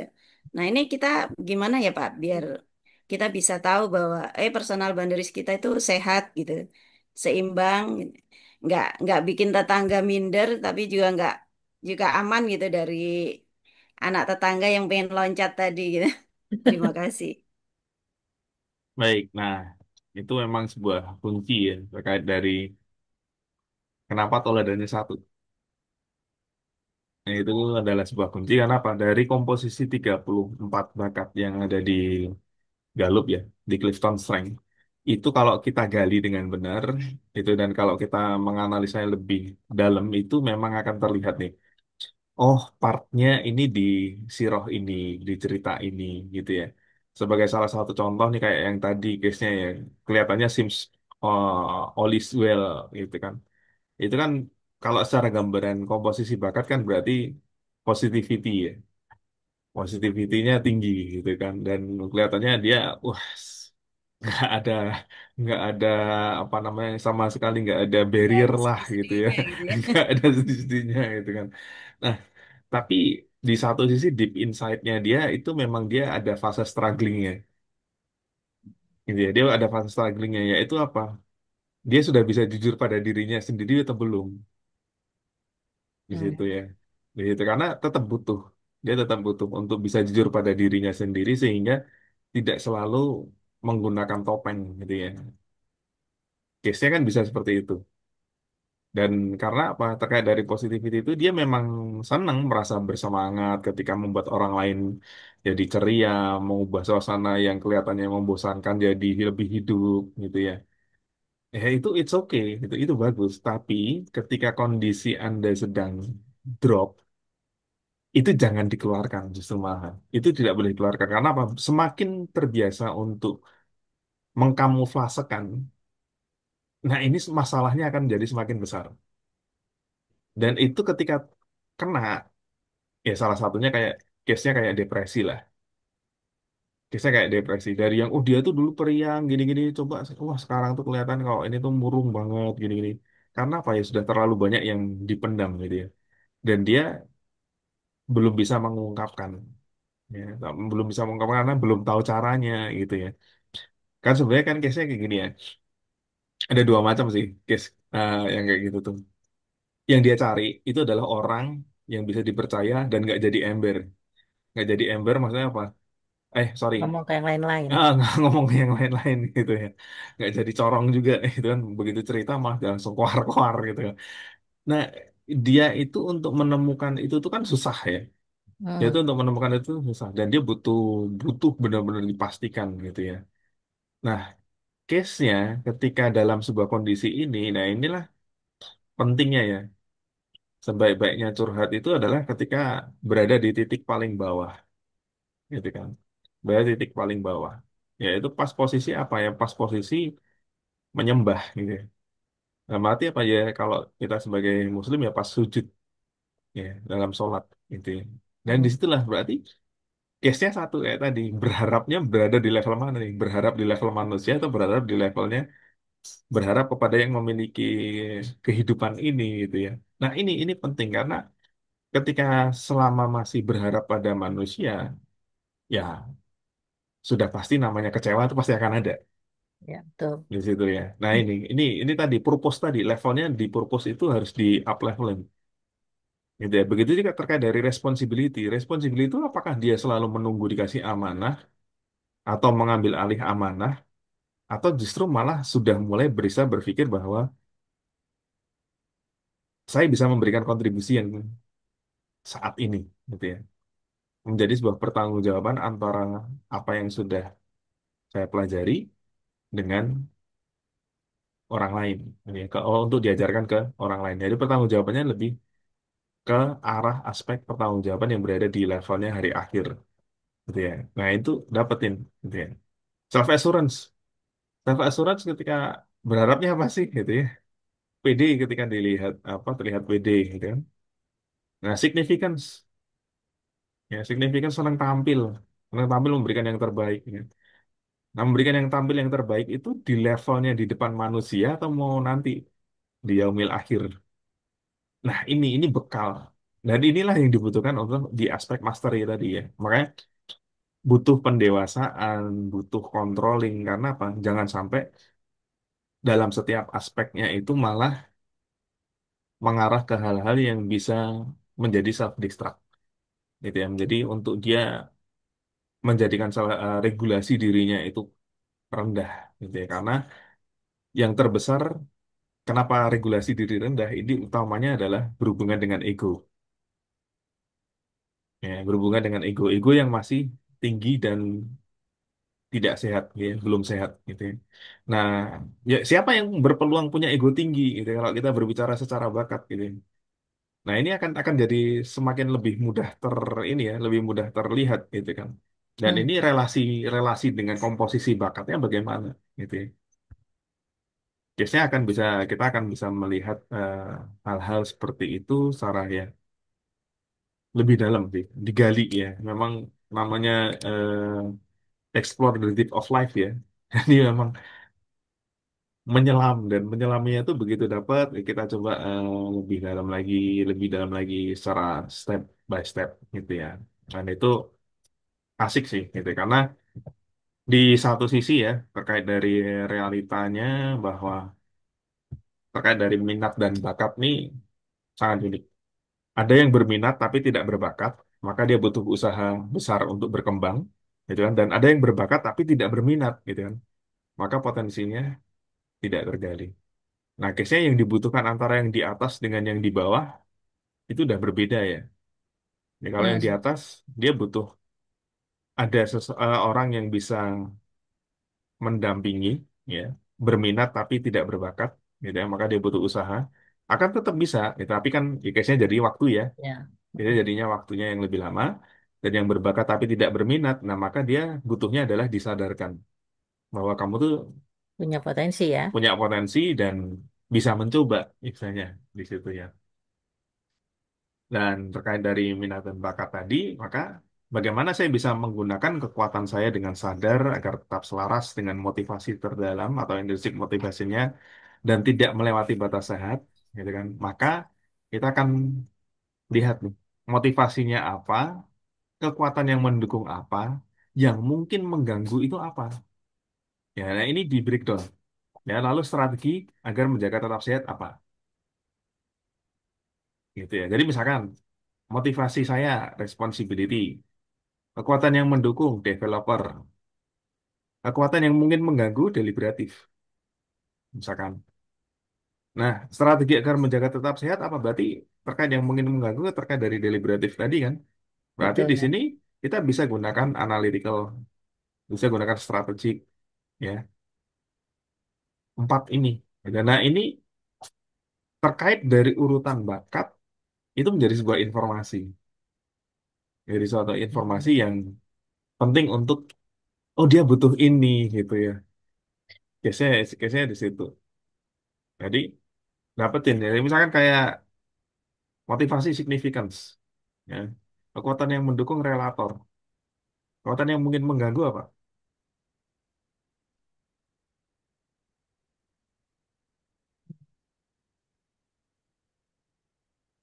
Maximizer. Maximizer bisa jadi, ya Bisa. kan? Maximizer bisa masuk di sini, gitu kan? Maka strategi agar menjaga tetap sehat, ya kan? Ketika kondisi kayak gitu apa itu? Mulai, gitu Paginya kan? butuh kopi. Butuh topi, gitu kan? Motivatornya. Di situ. Nah, inilah terkait dari antara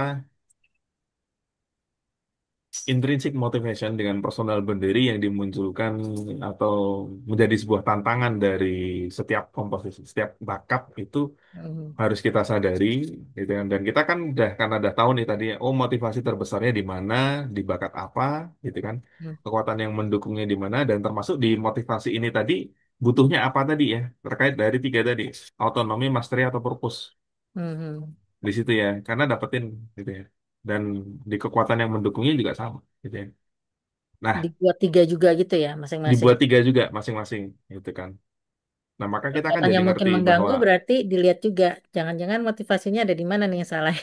nah di situ kadang nih ketika case coret-coret kayak gini ini di part di sini ya, Hmm. di part yang ketiga ini kekuatan yang mungkin mengganggu ini ternyata kok muncul lagi di sini gitu. Loh, kok ada irisan gitu ya. Nah, itu baru kadang orang tuh baru menyadari ketika kita coret-coret gitu ya. Jadi Hmm. di masing-masing komposisi bakat tadi itu, ketika kita tadi kenapa nanya top 5-nya ya, gitu kan, misalkan Hmm. top 5-nya apa sih yang dirasakan, gitu kan. Jadi misalkan kayak di punya Bu Ismi nih, dengan motivasi tingginya connectedness, gitu kan. Connectedness berada di fase apa nih? Autonomi, mastery, atau purpose, gitu kan. Nah, kekuatan yang mendukung dari connectedness itu yang dibutuhin apa sih yang untuk misalkan untuk terkait dari menuju ke mastery gitu ya agar dia dapatin speed, dapatin knowledge gitu kan. Karena kan Analitikal. connectedness bisa menghubungkan kan ya. Nah, dia butuh analytical gitu kan. Analytical berarti di bakat nomor duanya gitu kan. Hmm. Yang mungkin mengganggu Nggak, saya lupa bakatnya. gitu kan. Ada ideation nih kalau kita lihat di chat. Iya, Ya kan? Karena apa? Ideation itu bisa bikin distraktif gitu kan. Bisa bikin betul. belok ke kiri, belok ke kanan, mudah terdistraksi gitu ya. Nah, Mm-mm. strategi menjaga tetap sehat berarti ideation tadi harus dinaikkan ke levelnya si analytical untuk menyelesaikan si analytical case-nya. Jadi ketika Ah, menggunakan sama-sama yang kuat gitu ya. mm-mm. Strategi akan menjaga agar tetap sehat. Nah, aktualisasinya apa? Ya melihat apakah Dapat. dari apa yang ide ini itu memberikan apa yang dibutuhkan untuk apa yang mau dibangun, apa yang mau dibentuk. Ya. Hmm. Karena terkait dari connectedness tadi kan, misalkan case-nya dia masuk ke arah mastery, berarti kan ada aspek penguasaan keilmuan yang ingin dipelajari gitu ya. Dan Hmm. itu, oh butuhnya di situ gitu ya. Itu dapetin gitu ya. Nah ini kayak Bu Ida nih, memotivasi sekaligus mengganggu, berarti komplikasi. Tergantung dia berada di mananya ya. Misalkan di motivasinya, misalkan terkait dari responsibility yang autonomi, kekuatan yang mungkin mengganggu responsibility di autonomi juga. Nah, ini baru mengganggu case-nya. Tapi ketika misalkan case-nya berada di zona yang lain, misalkan kekuatan yang ingin mengganggu, misalkan sebagai salah satu contoh motivasinya developer, gitu kan, tapi developernya di sini mastery, developer jadi mastery, maka kan jadi nggak jalan-jalan nih di situ. Nah, ini hati-hati.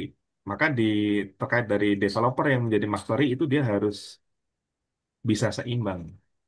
Ya, karena ketika developer mengarah ke mastery, itu dia tidak akan berhenti mencari metode bagaimana membuat orang lain berkembang. Dia akan mencari berbagai macam motif, berbagai macam ya cara tadi atau metode ya, agar oh kalau orang ini diginiin, kalau orang ini diginiin. Ya. Sebenarnya ketika dia Orangnya nggak mencapai, butuh padahal ya. orang yang belum betul butuh di situ ya, Hmm.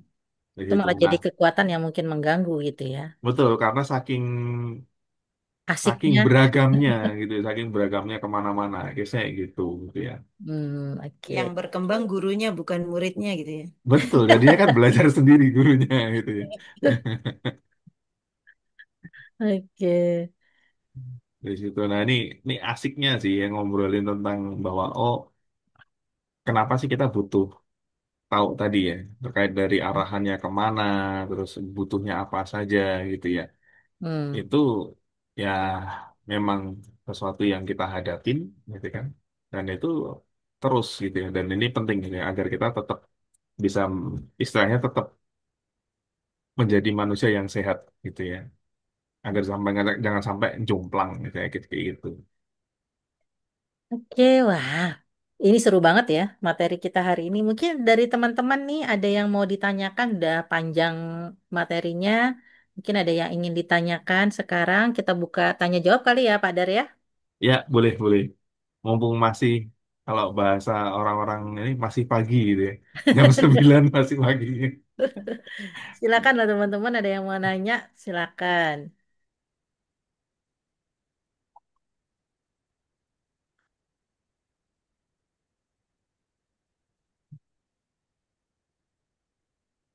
Kalau yang di kolom chat udah kita bacain sih tadi ya. Sambil jalan tadi sudah dibacakan. Mungkin dari teman-teman ada yang mau langsung. Kayak Mbak Eka nih, dia bakatnya ideation, analytical communication, connectedness, responsibility. Nah, kemungkinan personal boundariesnya di mana nih, Pak? Mbak Eka, mana tadi urutannya? Ideation, analytical, communication, connectedness, responsibility. Oke, nah sambil kita lihat lagi aja biar lebih mudah. Ya, terkait dari ideation, analytical, communication, connectedness, dan responsibility. Nah, ini yang dirasakan paling kuatnya yang mana nih? Di antara kelima itu. Gitu ya. Kayaknya ideation nomor Ideation, satu yang baik, Kak ya. ideation. Ideation, gitu kan. Cuman Nah, karena ada analytical, jadi ideationnya tidak sebebas merpati gitu. tidak merpati. Jadi Berarti sih, tidak seluas samudra oke, berarti ideationnya masuknya ke autonomi ya, berarti ya.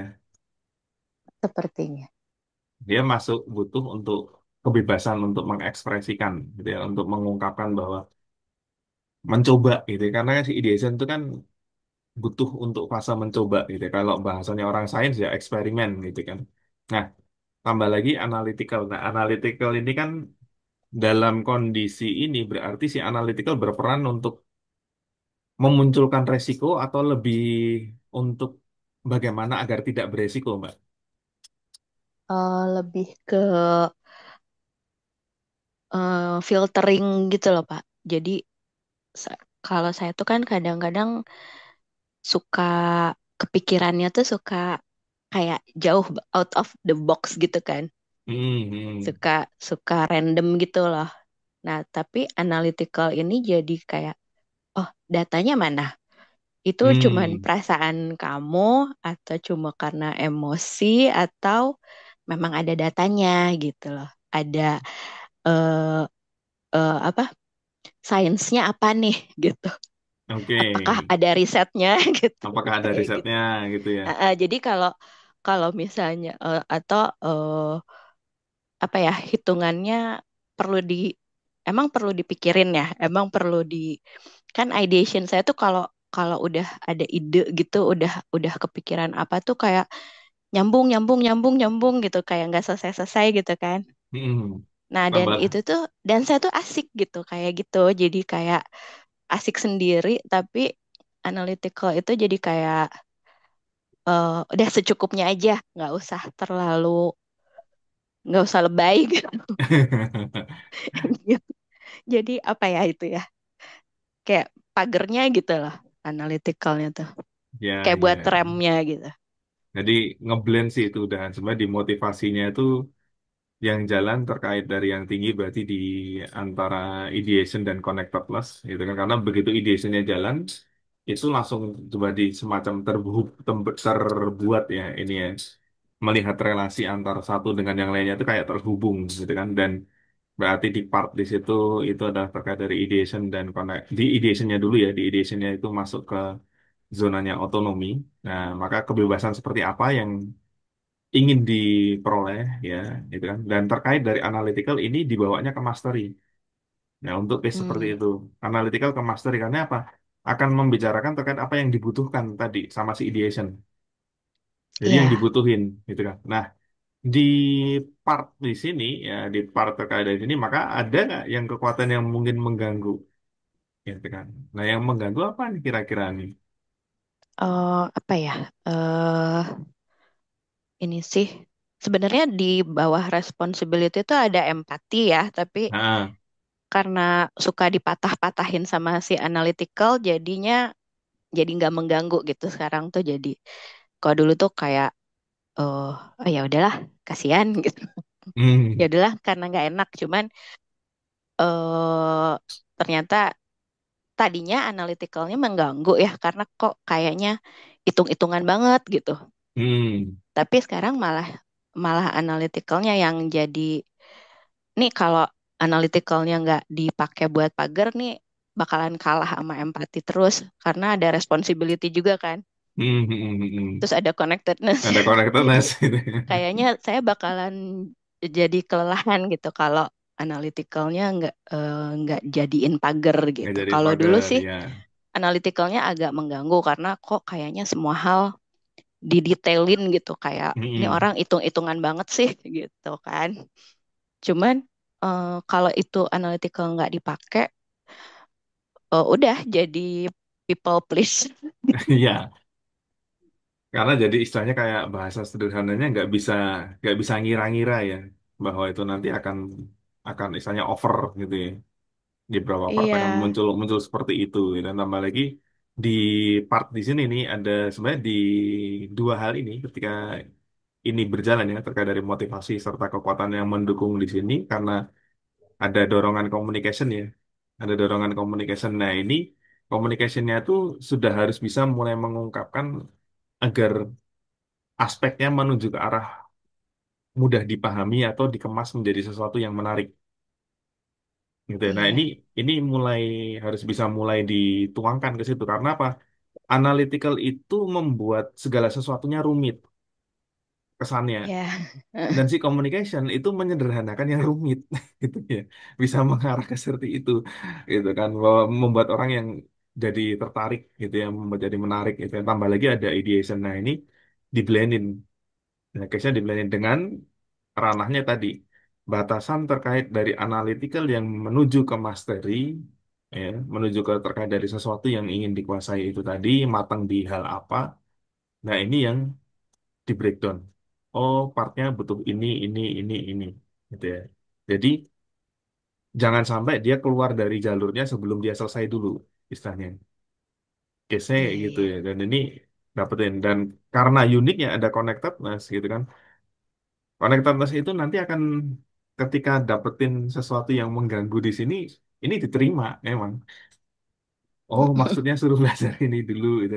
Ya, it's okay gitu ya.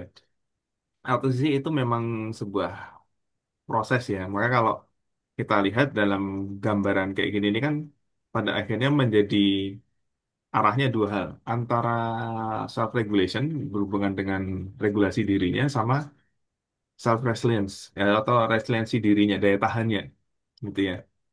Daya tahannya apa Ya, terkait dari si ideation itu tadi, seberapa kuat dia dibenturkan dengan apa namanya tahapan dari ideation itu kan ya sering kalau bahasa saya dulu sering dianggapnya kayak kamu tuh gila gitu kan, bahwa idemu tuh iya, nggak mungkin gitu kan, nggak eh, mungkin dia sesuatu yang dianggap nggak mungkin bagi orang lain gitu ketika ketika dia punya konsep yang wild ya gitu kan. Dan di ideation itu kan memang tantangan terbesarnya adalah bagaimana dia bisa mempertahankan gitu ya, mempertahankan outputnya gitu ya. Agar ya yang pertama terrealisasi, yang kedua secara kualitas dapetin bagus gitu ya. Karena kalau cuman terrealisasi saja baru di level satu itu kan baru kita sebut prototype ya. Nah, hmm, prototype iya. itu kan harus lolos uji, harus lolos apa namanya ya tingkat validasinya lah gitu ya. Nah, ini dapetin bahwa terkait dari peran si analytical itu tadi bisa dapetin ya, bahwa oh masterinya harus di sini gitu ya, masterinya di sini itu akan jadi lebih enak gitu ya, Iya, kayak iya. gitu Jadi sih Mbak Ika. tadinya analyticalnya mengganggu, tapi mengganggu empati.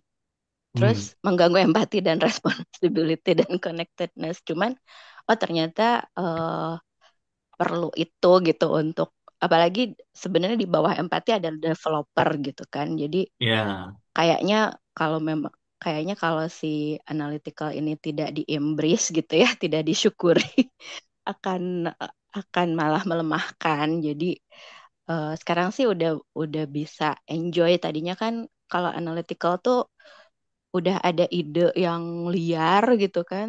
Terus ditambah analytical, oh kayaknya rumit banget ya. Cuman oh ternyata dengan analytical saya jadi terus ada communication. Nah, Jadi bisa oh yang ini perlu diinfo ini perlu dikomunikasikan. Oh yang ini nggak perlu karena nanti orang jadi sakit hati atau nanti ada orang yang terganggu dengan cara komunikasi yang id- tentang ide ini gitu. Atau saya jadi bisa milih oh kalau untuk ngomongin hal ini saya harus sama orang yang tertentu gitu. Jangan jangan di sembarang orang gitu ya. jangan ini bukan konsumsi publik gitu hanya untuk one on one atau untuk small group gitu. Jadi oh Ya, ternyata ya, ya. analytical yang tadinya saya anggap mengganggu karena ribet kan Pak. Jadi Hmm. kok semuanya saya harus pikirin ya detail-detailnya gitu. Tapi Ya, ya. sekarang tuh ya itu karena berguru sama Pak Dirman. Jadi udah insaf ya Jadi ya jadi itu tinggal purpose-nya nih yang diangkat gitu loh. nah jadi kayak Final goal-nya kan nanti di situ ya. Di tiga jadi tiga kayak tadi begitu ada purpose kan langsung bergulir.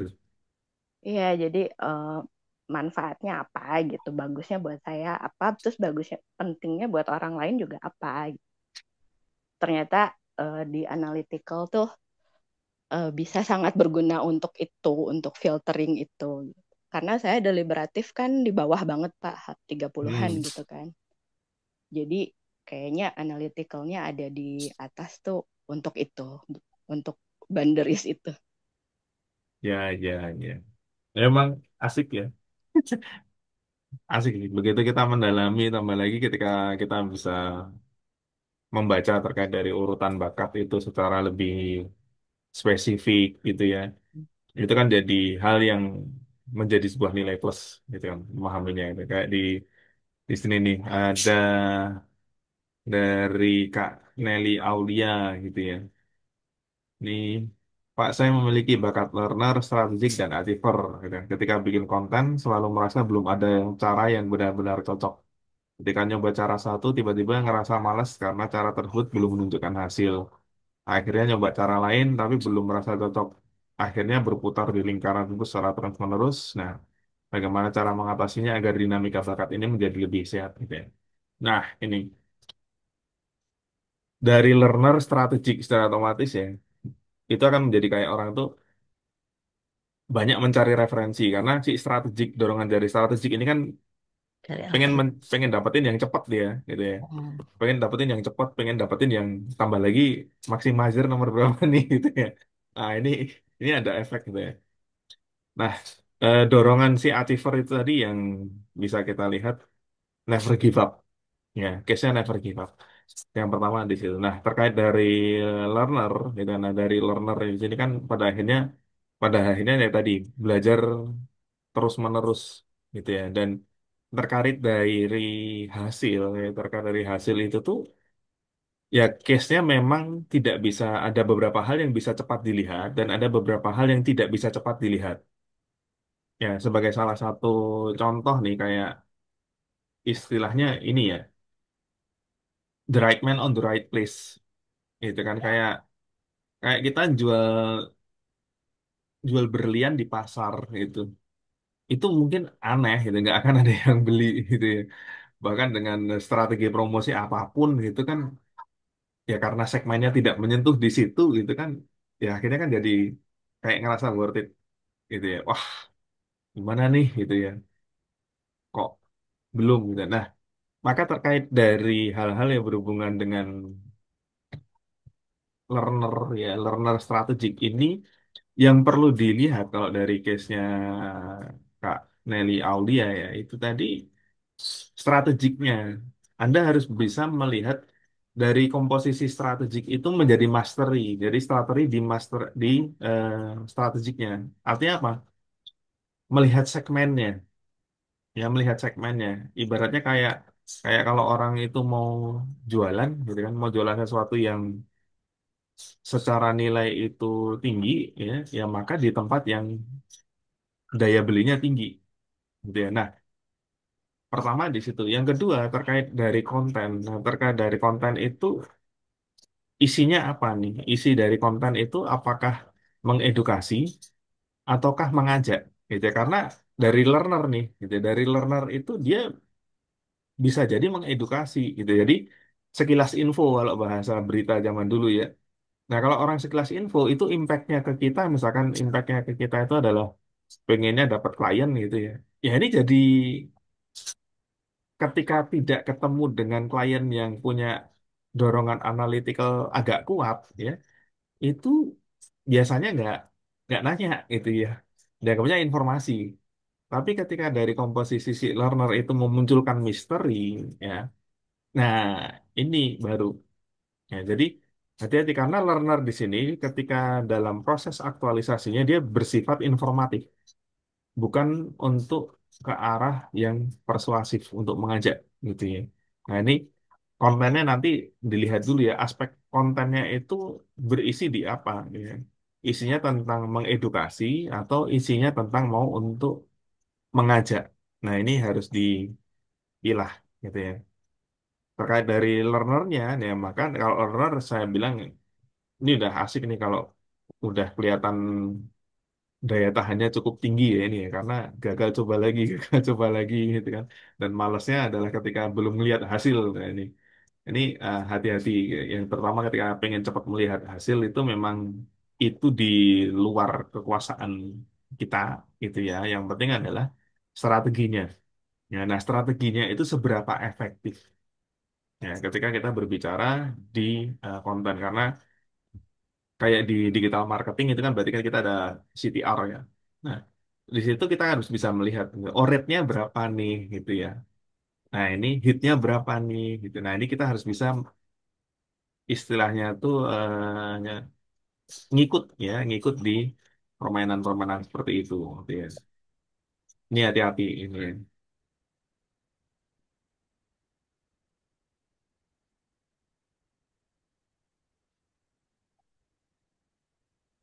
Oke. Oke. Wah, nggak kerasa nih Pak, udah jam 9.30 loh Pak. Iya nih. Nah, ini Oke, mungkin kita cukupkan dulu hari malam ini ya Pak ya. siap, insya Allah nanti. Wah, ini ada Pak Dani juga. Wah, terima kasih Pak Dani Hmm, udah datang. ya, terima kasih loh Pak Dani. Ya, sama-sama. Oke, ini eh, terima kasih banget ya buat teman-teman yang udah berani berbagi di sesi Q&A tadi dan beberapa dari sesi yang sebelumnya. Cerita kita atau cerita kalian itu juga bukan cuma reflektif, tapi juga bisa ngasih cermin buat kita semua. Nah, buat teman-teman yang pengen lanjut menyelami diri, kita tuh ada webinar selanjutnya yang mudah-mudahan nggak kalah menarik. Izin share ya, Pak. Ya, silakan Bu ini.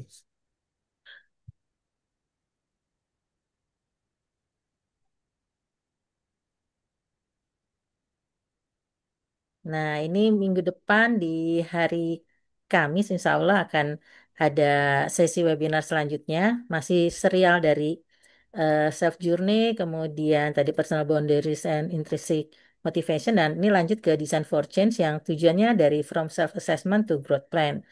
Mudah-mudahan teman-teman di sini juga bisa ikut gabung untuk lanjutan dari apa yang sudah kita pelajari dari sebelumnya. Nah, selain dari Design for Change ini juga, webinar ini kita juga ada apa? Sedang ada program teman TM gitu ya, Pak Darya. Jadi Ya, untuk assessment talent mapping saja itu ada subsidi 200.000 sampai 200.000 gitu ya untuk teman-teman yang membutuhkan tes talent mapping assessment. Mungkin itu infonya yang untuk yang hari ini. Nah, Pak Dar, kalau misalnya kita nih di akhir ini, apa kira-kira kata penutup dari Pak Dar untuk jadi oleh-oleh teman-teman nih? wah, ini oleh-oleh yang berat gitu ya. Oleh-oleh yang berat. Ya, memang ya dari apa yang udah kita ketahui dari potensi diri kita, dari dorongan terbesar kita tuh di mana, fungsinya apa, perannya apa, gitu kan, Hmm. harinya apa itu sebenarnya terkait dari semua itu, terkait dari perannya berbagai macam, ya itu semua case-nya adalah satu, bagaimana di akhirnya nanti, gitu ya. Dan di akhirnya nanti. Nah, maka terkait dari komposisi bakat kita itu tadi adalah memang akan bisa menjadi sebuah strugglingnya area kita ya, agar jangan sampai pada akhirnya malah over gitu, jangan sampai malah akhirnya melewati sebuah batasan yang itu bisa kita bilang tidak dicontohkan gitu ya, tidak dicontohkan oleh Rasulullah SAW gitu ya. Dan terkait dari 34 bakat ini adalah sesuatu yang unik banget gitu ya, karena apa? Dari ke-34-nya itu bisa menjadi sebuah cara ya. Karena kan kalau jalan milik Allah itu ya. Nah, ini Betul. caranya gitu ya. Caranya adalah meneladani Rasulullah itu bisa melalui cara dari masing-masing komposisi bakat yang ada di individu tersebut gitu ya. Hmm. Ketika kita punya deliberatif lemah bukan berarti dia itu tidak ada. Artinya apa? Dia tetap ada deliberatifnya meskipun munculnya kadang-kadang.